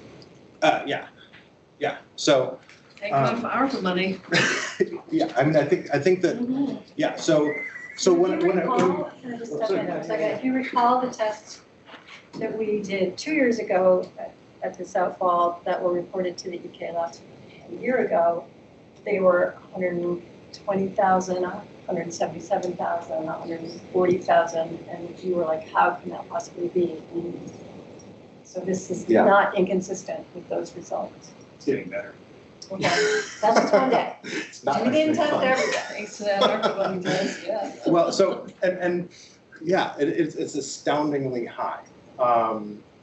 So, in any case, when we talk about why we test so intensively at Fisherman's and why we've really done a laser focus on at Fisherman's, you know, these are the numbers that back up that discussion. And you know, for example, whenever we look at Iceman's, which is 241, still a Clean Water Act violation. But the other thing that we don't consider when we report these numbers, but we do when we think about the problem, is the amount of flow. If you look at Stacy's Brook, it's like, I don't know how many thousands of gallons an hour comes out of there, tens of thousands of gallons an hour comes out of there. I'll show you a picture of what comes out of Iceman's outfall in a few slides, but it's like slower than my kitchen sink. So the number of like 241, and we even have some tests Iceman's that have tested higher in the outfall, but it's literally slower than my kitchen sink. So, you know, it's still worth thinking about because it's a Clean Water Act violation. But in terms of gallonage that's actually making it to the swimming area, I think that the data that we see from the health department sort of reflects the fact that we do have very little of that water getting to the beach, to the swimming area. So you say it's a Clean Water Act violation, So but it's 104 something is you the can cutoff. still I should- swim in that water, right? Oh, In terms of well, so bacteria. technically you shouldn't swim in any of these outfalls, and that's You something that we shouldn't be near them, you shouldn't Like, go if you're going to near Iceman's them. Beach, I Well, mean. no, and this is a really good point, but like, sorry. I was gonna say, the outfall for where you take the sample Yeah. is not the not water the for swimming which you're water, swimming in. absolutely Right. Yeah. Right, so some of That's a the, different- some of the feedback, like on Fisherman's, Yeah. where you're testing in the outfall, but when you take the sample from the water, even, It's just as dirty sometimes. sometimes it is, but sometimes it's clean, And- sometimes it's clean, Yeah. Sorry. So before I go into this, I just want to give you a 15-second primer about the way I'm going to show you this data. This is in log scale on the y-axis. So it goes 10, 100, 1,000, 10,000. It's the only way I can put a plot that shows you a sample of 10 and a sample of 10,000 in a graph that won't make the sample of 10 look like a 0. So, sorry. So this is the swimming side of Fisherman's Beach. So Fisherman's Beach, for those who don't know, is bisected by the pier. There's a private side, which is beyond the pier if you're starting at Town Hall, and there's the swimming side. There have been a handful of days in which we've had exceedances that surpass the cutoff of 104, indicated by asterisks here. Using testing-based closures, only one of these would have caused the beach closure, and in fact did, because we need 2 consecutive days of high testing. Given the extreme contamination that comes out of Marshall Street outfall, which is a medium flow outfall, it probably makes sense just to think, for us to think about alternative ways of handling that. Was the big day a rain day or not? I've got a slide for you. Sorry. I've got a slide for you. I Still hoping promise. it's rain, I Doug. promise. Doug's still hoping it's the rain. Can I just add, so the health director tests fishermen's at a point somewhere between the pier and the, The red arrow. and we test in 2 places. So we're getting 2 data points in the swimming area, not just 1. Oh, okay. every And day. there's only one test at Fisherman's by the health director? Yeah. That's the only test? Yeah. So it's not even And that's by the all that's alcohol? required by the state. So Right. they've been fulfilling that But did the requirement. state say where to do the test? Yes, the Okay, regulations say in the middle of the area of greatest swimmer concentration. So Yeah. for a little bit of subjectivity, it's based on where people swim.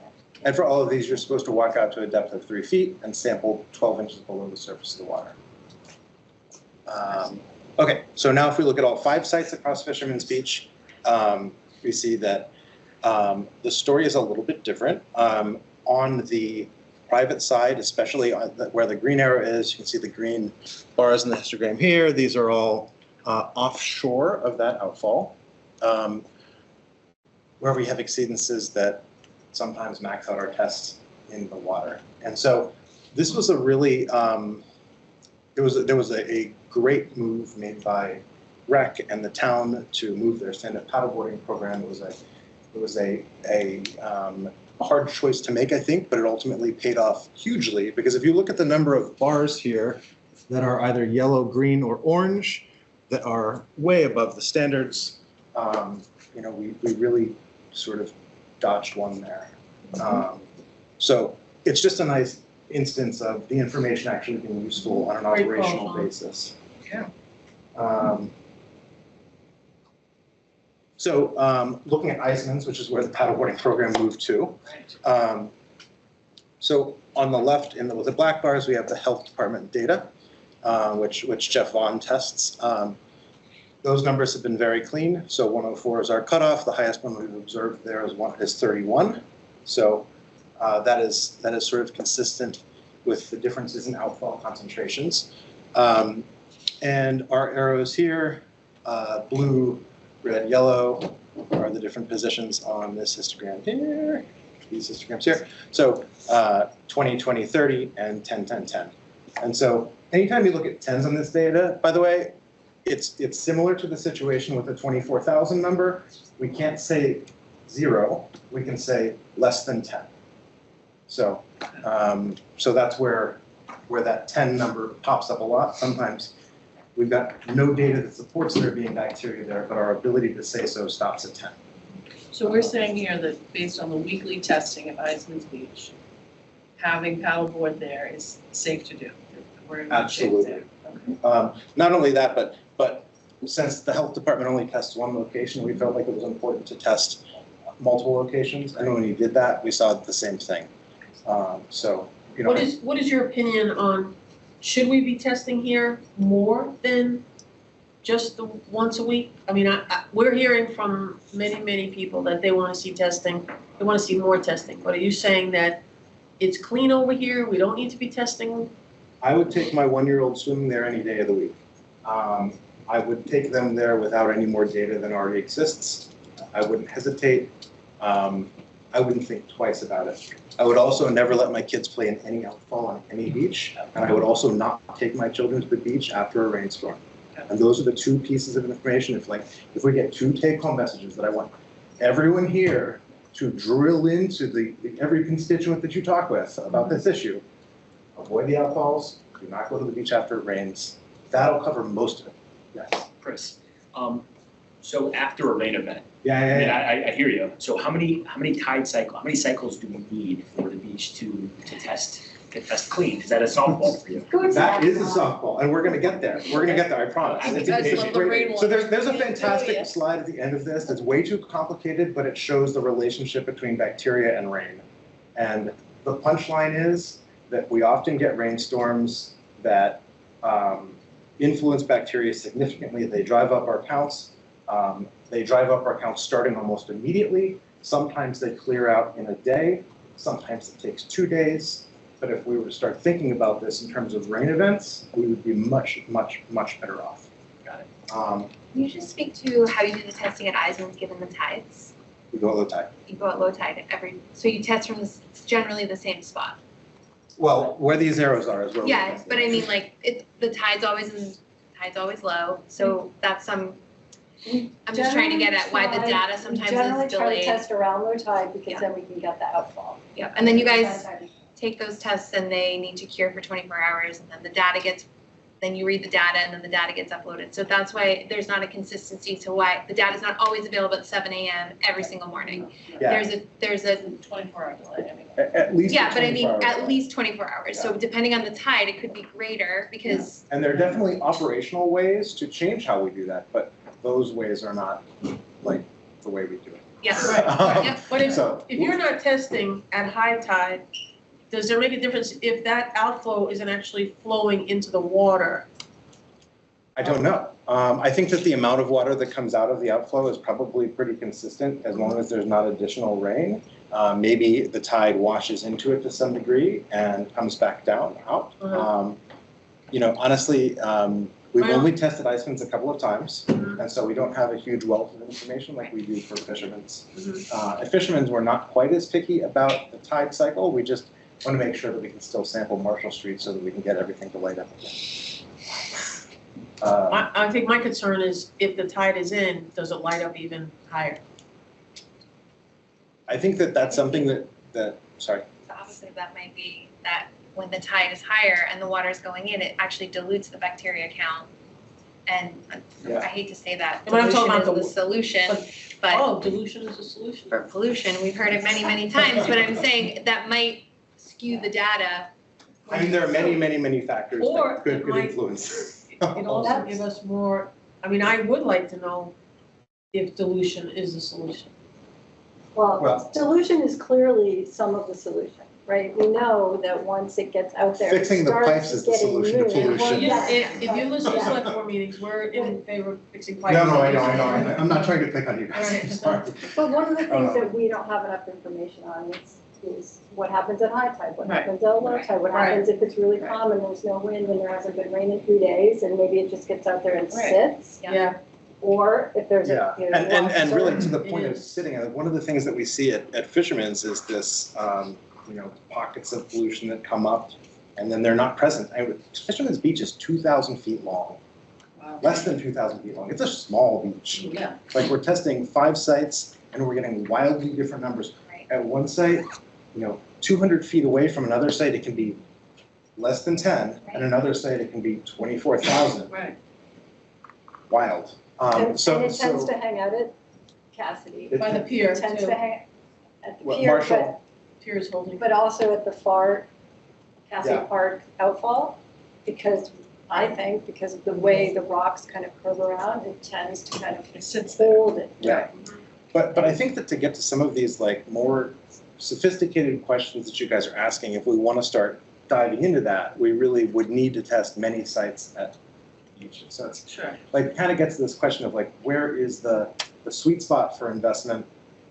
Like I said, we can talk about a menu of options toward the end of this, but there are ways to do that, but they are not this way to do that. Right. So it's definitely like, and then this picture at the bottom right of that map is just what I wanted to show you guys, that the outfall. That's taken on a day that we did testing. It's practically impossible to get a syringe in there to pull out a sample because there's so little water flowing. Because you don't want to touch the syringe to the bottom of the pipe. So like getting a 10 mil syringe in there to actually get a sample, like there's. But I did it. She did it. I did it. Okay. Anyway. God bless you. God Yeah, bless yeah, you. yeah. Okay, anyway. We gotta get Great. going. Yeah, moving on, God bless moving you. on, moving on, yes. We've been putting out outfall signs. All these arrows indicate where they're going. There's a lot of them. At every entrance to King's, every entrance to Fisherman's, we've got them planned for Iceman's. They're on order, they haven't been placed yet. We've got them for Preston, they haven't been placed yet. This is what the sign looks like. It's in 3 languages, English, Spanish, and Russian. Says don't wade and swim near the outfall stream. One of my favorite moments with this project was one of my Russian-speaking neighbors texted me a picture of the sign And it came in as a text message from one of their Russian-speaking friends and said, "Did you know about this?" And of course, I don't speak Russian, so I took them at their word that that's what it said. But the message is getting out there. That's important to me. In addition to that, we've been doing stenciling. This is all done through Gino and DPW. So here's an example of the stenciling they've already done at Cassidy Park. They've also done it at Preston. They're planning on doing the outfalls on Iceman's and Kings this week. The Marshall Street outfall actually needs some concrete repair, so they're going to be doing that next week. But all of this is happening. When was the stenciling done at Cassidy? Do you know when was the stenciling? Last week. Recently? From the, oh, okay. So we've also got notice now making it more clear that the public swimming area ends at the pier. Just important for folks to know, because sometimes when I'm making, all the time when I'm making the closure of Fisherman's Beach, those decisions are based on what's happening on the town hall side of the pier, not what's happening on the other side of the pier. So also something that maybe we should be thinking about. And this is the grand mess of a plot that shows the rain and the fisherman's data. It just gets This worse. gift to Doug. So overlaid with the blue line, which is plotted on the right y-axis, we have the amount of rain that's fallen in the 24-hour period. And can you see here? So basically we have lots of rain, we have high tests, we have rain, we have high tests, we have no rain, we have low tests, we have rain, we have high tests in the next 48 hours, we have more rain, there's even more high tests, and then there's high tests for the next several days after a rainstorm. There were a few anomalies here where we had no rain, but we still had some high tests, and I don't know what's going on there. It wouldn't necessarily, solve everything to say, let's just do this based on rain, but I think we could get like 85% of the way there. If we started to think about rainfall as our way to shut down at least fishermen's, where we've got such a high amount of pollution. And so, yeah, this takes us through the fishermen's data. Because we're so interested in rain, we just got and installed a weather system. Matt was also instrumental in acquiring that. And Gino and DPW helped us mount it there at the end of the pier. We're collecting all sorts of data about weather, and we're going to be logging all of this. And so one of our goals for the fall is to start integrating these data and to learn as much as we can beyond just the quick and dirty graph that I showed you. There's a huge need for public education about this stuff. The amount of misinformation on both sides of this issue is huge. We've got people who swear that every beach in town is a Superfund site. We've got people in town who think there's nothing wrong, it's just some algae that smells bad. So we need to find a way to collectively meet in the middle, because both of those extremes are very, very wrong. I think that ratcheting this down to information-driven conclusions is where we all need to be. I think that's where, as elected officials, you guys are contacted very, very frequently. We want to get you guys the most up-to-date information so that you have it, so when you talk to people, you can share it. And toward that end, our committee is coming up with a fact sheet that's going to describe what's going on, so you can have some good one-liners to say, this is what the situation is, this is how the town is dealing with it. This sense in town that nobody's doing anything about this. We've just heard about the huge amount of investment that's going into this. So while perhaps over 100 years there's been neglect, I think that select board, especially in town meeting, deserves a lot of credit for appropriating these funds, and Sean as well for supporting all of this. So I'm personally very optimistic about a lot of this stuff. I think that we need to educate beachgoers about safety and testing, about the existence of the data, and really to drive in this idea. If it's rained, don't go swimming. If there's an outfall nearby, don't go play in the outfall. And really to just get the message across that not all the beaches in town are a disaster. There are a couple that really need some attention, but we have no data to support some of the claims that are made about our beaches and the very negative concerns. And so I'm hoping that we can use data to encourage people to feel confident about using these resource areas and feeling good about it, because they're beautiful. Ongoing program objectives. We're doing additional testing at all the wet outfalls where there's normally water flowing through. And we're going to look and see if there's really a need for more expanded testing. We're going to test outfalls at all the beaches after rains, which is a time when, of course, there's more going on. We're going to be integrating with more weather station data.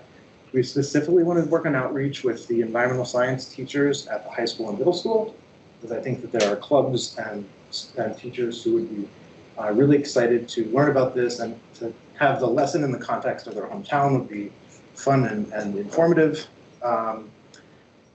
And ultimately, I think that in the next, over the winter, we need to be thinking about what we want to do with this next year. So, has this had a positive impact? Is this something we want to keep doing? Is this something we want to do more of? Is this something we want to do less of? Like, just getting a sense, and you guys, I'm sure, will be instrumental in that discussion. Yeah. So now, if you guys have any questions for Liz and I, sure. Katie Phelan? Sorry. So I just want to be really clear about the language we're using involving testing at other beaches. It's not that we have no data, it's that we have no data to justify additional testing. Because we have data, right? We have weekly data. We have weekly at data all of the shows beaches. Very encouraging clean water. Right. And we have outfall testing data that shows that while the outfalls are not pristine, Yep. like you shouldn't swim in the outfall, but if you had to pick an outfall to swim in, no, I shouldn't. But I just want to be clear, because I don't want to say that we are avoiding the other beaches. We're not. No, We have not at all. data that shows that those beaches, that if we had all the resources available and all the time and energy to give, we could absolutely procure more data. But we know there are big problems, and the focus needs to be on those problems. We are not ignoring any other beach in town. We are still testing those other beaches, and we hope to find that they remain not a big problem. If they should, then you'll come back to us, and you'll talk to us, and you'll tell us those things. I would go a step further and say that even if we had unlimited resources in the sense of fiscal responsibility, I feel like testing something that gives you a 0 all the time or a 10 all the time or never gives you, Yep. I don't know. I mean, there's an argument to be made for it, but like we test the Marshall Street outfall every day. It always maxes out the test. We basically know that it always maxes out the test. The reason we keep doing it is because in the spring, it actually didn't max out the test. And actually, one of the things that I would love to crowdsource to you guys, or anyone in the audience, or anyone watching, or anyone in town who cares, is to think about reasons other than just temperature, because I think this is way more than temperature, that we may have seasonality to these numbers. Because for me to go from 1,400 in May to 112,000 in July is something's happening. Water lawns. You think? A lot of things. I mean, it's not just one thing, it's a bunch. I don't know, there's a lot, it's. So my biggest concern is not Fisherman's, but the other beaches. And what I'm hearing you say is just testing once a week at these other beaches should give everybody peace of mind that we're good to go, except for when it rains.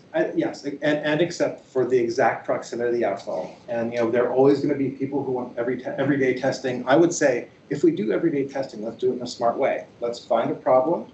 Let's do it really robustly, like we did at Fisherman's. Let's test multiple sites on that beach. If for example, we become concerned that say something comes up in an outfall on whales that we never expected. Right. There's no wet outfall in whales, but something did. My solution would not be to test one site on whales every day. It'd be to test lots of sites on whales every day. Let's really drill in, understand the basis of the problem, understand the basis of the impact. No half measures. Do it right. I don't think we need to do that at this point for the other beaches. Well, I think we still have more to learn on Fisherman's because we see anomalies. If you showed your chart again, you would see that. You don't have.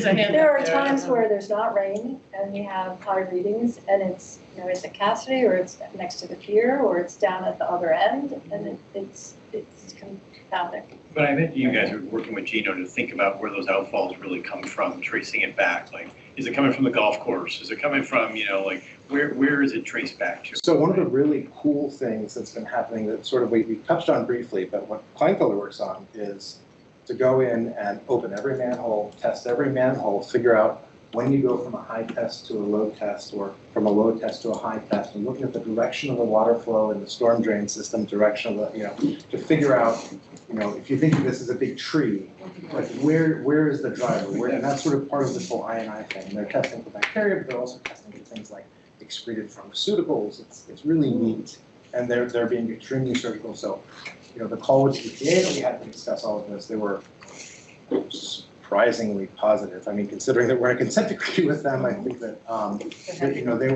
they said 3 or 4 times in the call that they were happy with how aggressively we were doing that type of testing.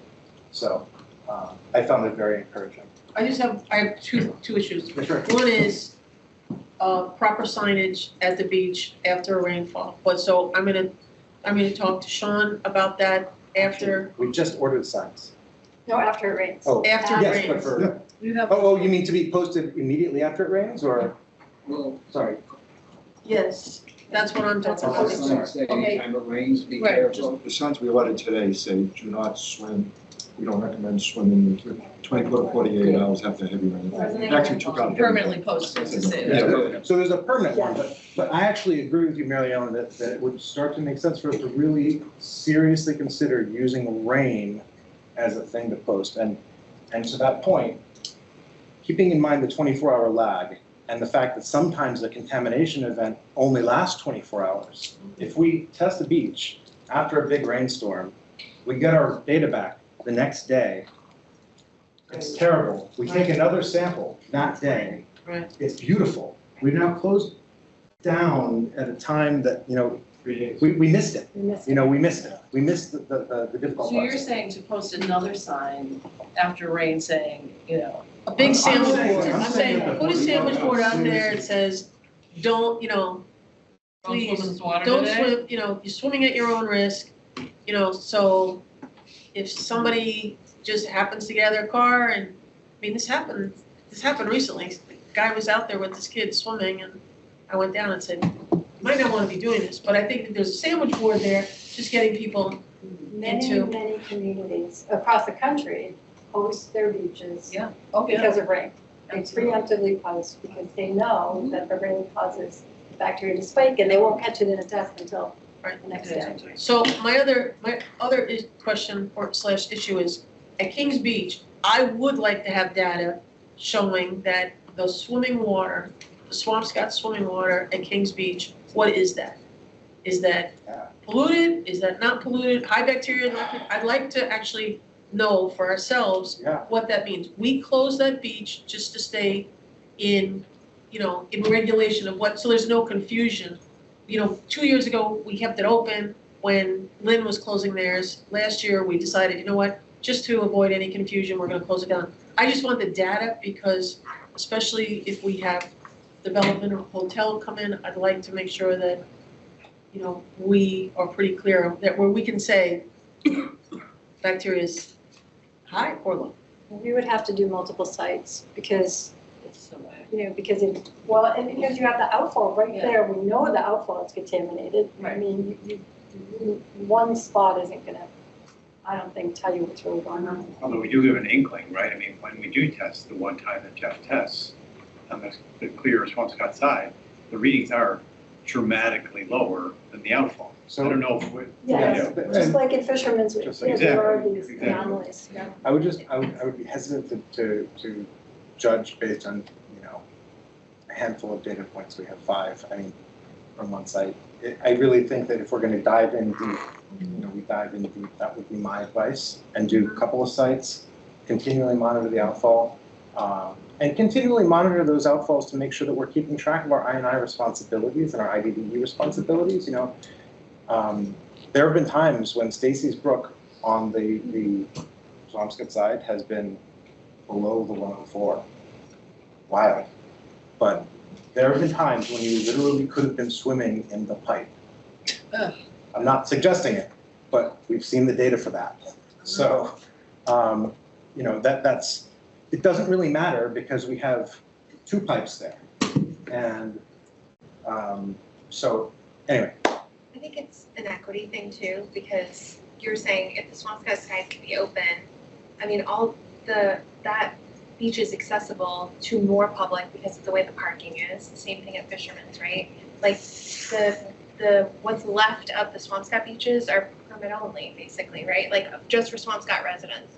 There's no place that if Kings Beach is closed for swimming on the Lynn side but open on the Swampscott side, it could still allow for some usage for other communities to enjoy, not just for Swampscott, but you know, you'd be welcome in open community. Well, and if we really get surgical about it or really sophisticated, maybe then you work with DCR, like a lot of the way other side of Kings could actually be open as well, right? You don't necessarily have to shut the whole thing down. Well, we don't shut down. I know. Yeah, right. That's right. But I'm just saying, They used to open section by section, say Yeah. test free Yeah. sections, but then 2 years ago, they said, well, this is really confusing to people because they don't, you I don't look know, at the flags. stay in one area. Yeah, part of the problem was that you get enough sites, and you say, well, this site is good, but that site is bad, but then this site is good, and like, well, where is this site versus that site? Yeah. Right. And you're on the side of Yeah, cars. But the fact of the matter I is, wanna know it's our being side. utilized anyways. I mean, we see it every single day. But my kids were saying the Pledge of Allegiance. They say, Mom, why are those kids swimming in poop water? Like, they just don't, it's happening whether we want to face it or not.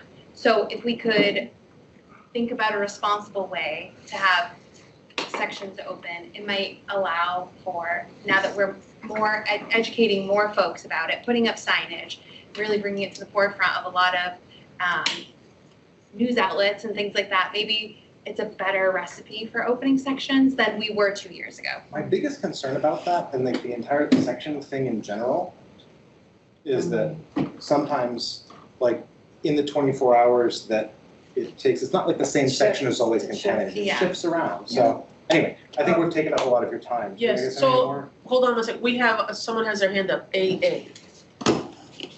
Oh, and Arnold, so it's- Arnold. Yeah. Just gonna let one person online and then go to you, Let okay? Andrea go first. Oh, yeah, okay, so we're gonna.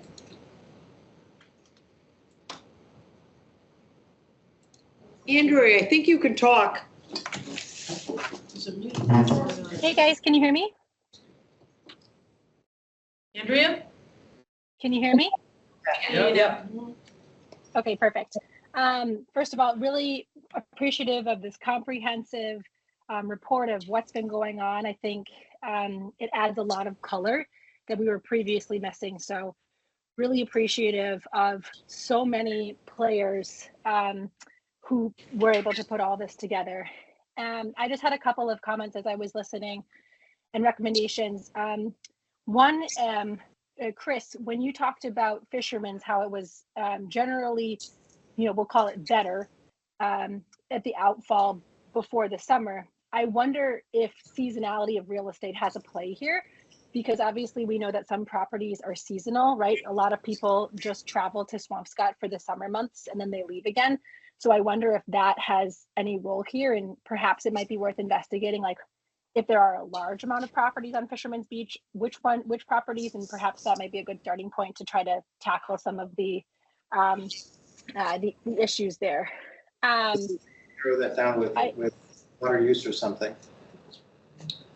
Like sorry, I didn't catch that, but I also wanted to make a recommendation to test the Stacy's Brook outfall daily. I know that Lynn is beginning to capture more systematic data from that, and I think I'm loving seeing Stacy's Brook on the Swampscott side looking, again, better, not great, in terms of like the numbers that we're seeing posted. But I think that, again, to your point, Chris, if we want to get surgical about this, doing daily testing will allow us to measure as we are doing some of these,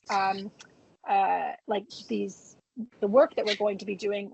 Are we actually getting better over time? Like, what does that bar graph look like? over time, because we all know that weekly testing is immensely flawed, right? If you look at the Fisherman's Beach weekly testing versus the daily testing, there's a big discrepancy there.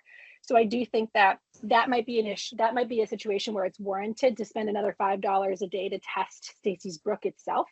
So that way we can ensure is the progress that we're making with the pipes translating to better water quality at the end of those pipes? And if not, why not, right? Where do we need to look backwards in that system? I would also make a recommendation similar to what you guys had talked about, but I would love to see the beach closed immediately, systematically after a heavy rainfall, like not 24 hours later, like closed when the rain is done. Because we saw that really, really intense closing a week ago, I think it was a week and a half ago at Fisherman's Beach. And like that is something where I know the test was taken just after the rainfall happened. So that shows me that the rainfall happens and then we see these really immense numbers of bacteria in the water, and therefore it should have been closed that day. It should have been closed the next day, in my opinion, as well. So that's specifically what so that would say again? that's specifically what we're recommending. Oh, so you're recommending immediate closure, like that day kind of thing? Yeah, exactly. Okay, awesome. Cool. Because there is a lag in the data generation. Excellent. And then I think to branch off of that, one thing that I've seen the town utilize well for other situations is social media, right? I think the town does overall a really good job of promoting things on social media, spreading awareness, doing events. And I would love to see, you know, like not like a daily inundation of that here, but I would love to see that utilized in a more systematic way when, for example, something like Fisherman's Beach is closed. Hey, reminder, there was a heavy rainfall today. Don't go to local beaches, right? Maybe visit a pool instead, right? Something like that. Or if we want to be, you know, more pinpointed about it, you know, don't choose Fisherman's Beach today, for example, right? Choose Eisman's, choose Preston, choose Phillips. It's going to be elevated, but it's not going to be elevated as much as Fisherman's. I do think that that kind of messaging on social media is going to have a much higher impact than just simply putting a sign up, which should be required too, because not everybody is following the town of Swampscott's, you know, website. But I think a lot of people in town do get those notifications, and word can travel faster, especially as families are making plans for the day. I do think that that would be a better way to disseminate information and educate folks on the fact that you shouldn't be going swimming in these places after a heavy rainfall. So I digress. Thank you everybody for their collaboration here. I'm really, really happy to see the positive momentum that we're making. Andrea, thank you for all your hard work. I don't think we'd be here without all your hard work. Always happy to help where I can. Dr. Friedman.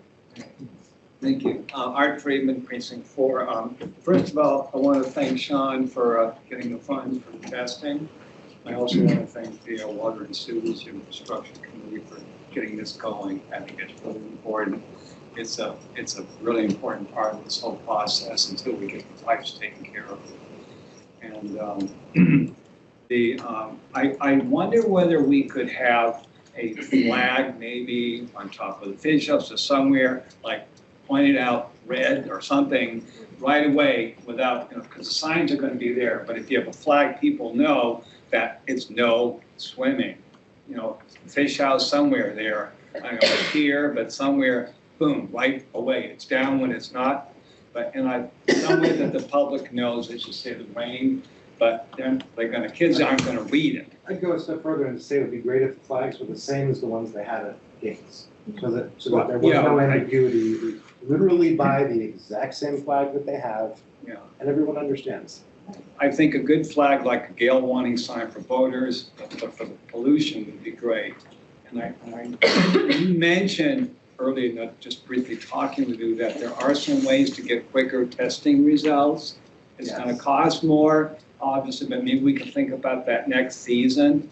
So to put a little bit more detail into it costs more, I would say that your setup cost would be at least $500K, and your staffing cost would probably be Okay, sit down, Dr. 1 to 200. I didn't realize. Sit down now.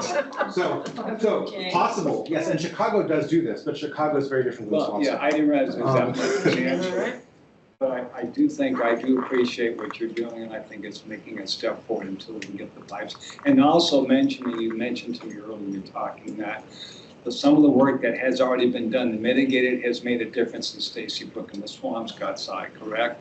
The levels are much lower than they had been before these pipes were fixed, correct? Which is, the town has worked getting it done, and I appreciate that. The people thought we weren't doing anything. No, it was being done. Just sort of in the silent background, but it has helped.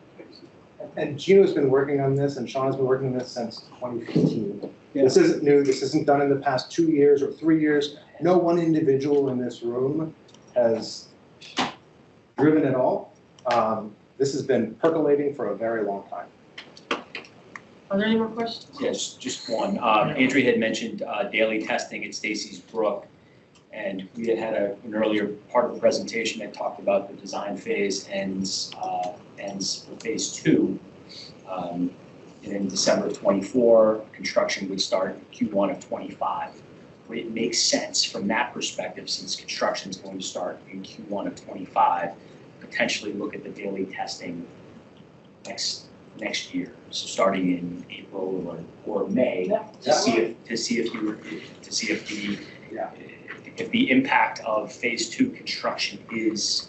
And I appreciate you thinking about the longer time horizon here. I mean, we are talking about this as if we're going to be doing this constantly, but the summer is ending for the swimming season. I think that as we go through the winter, we're going to start thinking more about the IDE use of this technology and really thinking long term how we can find the most value for the town. Yeah. Right. Chris, did you say you plan to keep testing fishermen through September 2nd? Yes. And your 3 college volunteers would more likely leave the 3rd week of August, and you're looking for volunteers to last 2 weeks, perhaps look forward to help out. We're gonna. I think we have 2 members that are qualified. Didn't you guys get your certification? We're certified. You have Stella size So we've got waivers. So we'll be out there. We're working on a plan for All right. last week, but anyway. We're Taking good. enough of your So time. thank you very much. Thank you guys. Excellent job. Very much.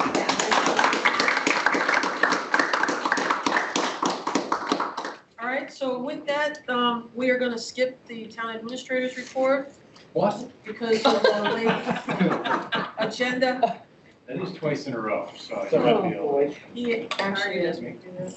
And now we're going to move to the consent agenda, and we can take anything out if we'd like to take it out. I would like to take out, well, I'd like to take out 62924. Agreed. And other than that, can I have a motion to accept the rest of the consent Well, the agenda? only thing, I just want to make sure, we've got these different versions floating around. A couple of these, like, so 417, do we have different? You should have one set that at the top, I think, says to disregard everything else. Well, that says it on May 29th for me. Oh. Yeah, I don't have that. So the ones that say 417, I think there's Fletcher edits at the bottom.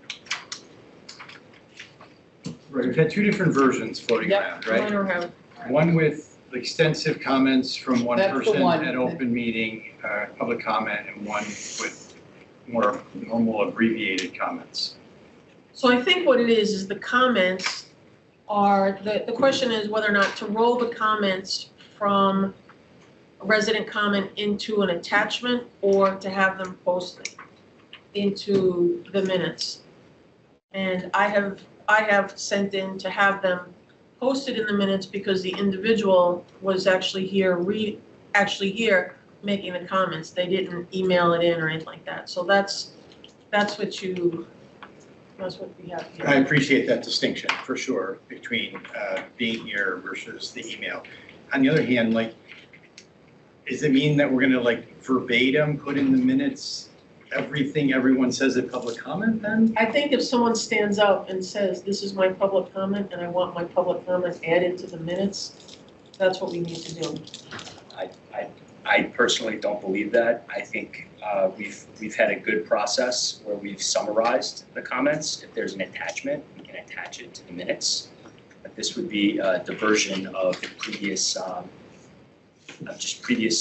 previous ways that the select board has handled minutes. And I'm uncomfortable with providing some, one individual a verbatim and other individuals summary comments. So I don't think it's really a diversion from what we've done before. Sometimes people stand up and just talk and say things. But what you have is you have an individual who stood up and was very clear what they wanted added into the minutes. And I don't think that we can make the decision, well, we're gonna just summarize what you're saying and we'll add something later. I think we have a difference of opinion here. I think it's exactly what we can do as a board. And I'm not comfortable, number one, I'm not worried, I mean, like, why would I want to have someone come to public comment and not want to put their public comment in there if they're saying, I want my public comment added into the minutes? That's where I'm coming from. But on the 29th of May, where we had email comments come in, we just said, see attached email. So why wouldn't we just give a brief synopsis and then say, see written comments attached? Yep. The reason my argument is the person was here. The person's body was here. Let me finish what I'm saying. The person's body was here. The person said, this is what I want my minutes on the agenda. The other people sent in an email, and that email was an attachment. So I don't support attachments. Why not just put them in there? Well, if that's the case, then why don't we just put all the emails in there?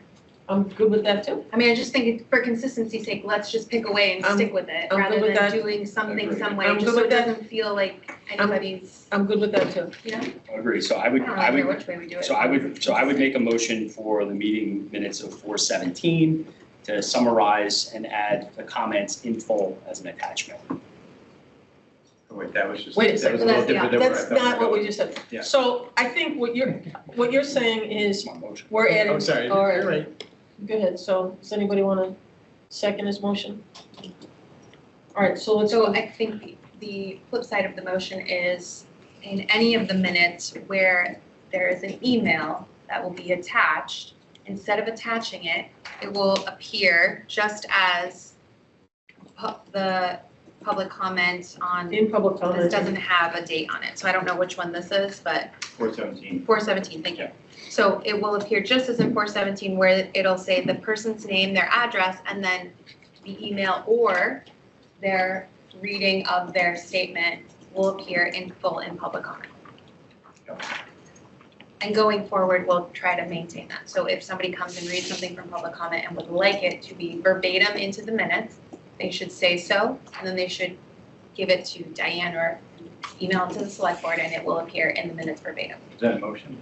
So, yeah. And that's that a goes motion. for us too, so I know that when we say, I want this noted in minutes, right? Right. To Diane, and Diane puts We it in put it minutes. out there, Right, so that's. the whole thing, not an attachment. Right. Yep, so it's consistent across all parties. So that is my motion. Second. So that's, so. Can we vote? So That's basically, Can we have a show of hands in support? but is your motion about the whole consent agenda The whole- except for 629 using that strategy? Yes, the whole consent agenda, which includes a discussion and possible vote, grant permission for Shabbat House Swampscott's 5K walk for their lives on Sunday, August 4th, 2024 at 10 a.m. and for our minutes. With this format? So wait, what's the issue with 629? So we just have to add, and I think some of I don't those think are. notes are really complete. Yeah, we just have to get it a little bit more detailed. I mean, I'm happy with it because all my stuff is in there, but I don't think everyone else It just is. has to be a little bit more descriptive. That's probably the one I. All right, so all in favor? Yeah. All in favor? Aye. Aye. Aye. Opposed? No opposed? Now we're at select board time, and, does anybody have, Katie, anything for select board time? I can't even think straight. David? Yep, I do. I just want to thank Danielle Strauss and Jackie Caramolingo, and specifically Andrew and Gemi for saving the day last night during the viewing of Jaws. We probably had 300-400 people on the Sharks? beach last night. There were some people who were scared. It's shocking because it was a 50-year-old movie, but it was an awesome community event, and it was really exciting to see so many people from all ages, all around town, even some of our friends from Marblehead attending this great event on Fisherman's, and I look forward to many It more. was awesome. And then this upcoming weekend on Saturday is the Bentwater Day at the Beach. So 2 to 9, Fisherman's Beach, 21 plus event, music, beer, community. Come on down. Hopefully we'll have a beautiful day of community building with Bentwater Day at the Beach. And bring your 50/50 raffle money to For support. Big Blue Bargains. Doug? Just three things that I think I've had some discussion with the chair about these, with three things for upcoming agendas. One is our next step on the goals to kind of follow in our handbook process. Second is, getting to that financial summit. I know that's coming. And removing any ambiguity about our select board handbook and making sure we're all in approval of that. Danielle? I don't have anything, no. I thought of something, if you don't mind. I don't mind. Good, glad. I know I brought this up with the chair before, and I know we discussed it very briefly today about having boards and committees who have applicants ready and willing to participate, and that It's on our agenda. it's on our agenda for next time. So I just want boards and committees who've reached out to me to know that They it's were forthcoming. contacted too. I saw.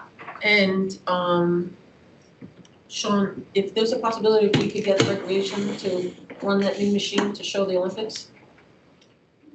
Great. Did you want karaoke as well, or any other? I'm good with that. I mean, Look, we did talk about that last night, and that was something that that Danielle and Jackie had also discussed. So they're thinking potentially on town hall lawn, or potentially on Jason. Yeah, we right got there. baseball games, all sports events. It'll be good. if you do it, if you do it by the Little League, they can also open up the snacks. Yeah, that's it. And the other thing, Sean, the upper part of Humphrey Street where the restaurants are, we need a little bit of help with making that sidewalk ADA compliant. We have a real serious challenge there, and we've got to get that addressed. Okay. I will reach out to you tomorrow, and we'll have the DPW and building commissioner head up there and assess it for accessibility. Okay, so with that said, Motion to adjourn. motion to adjourn. Second. Or so moved. All in favor? Aye. All right, good night. Good night.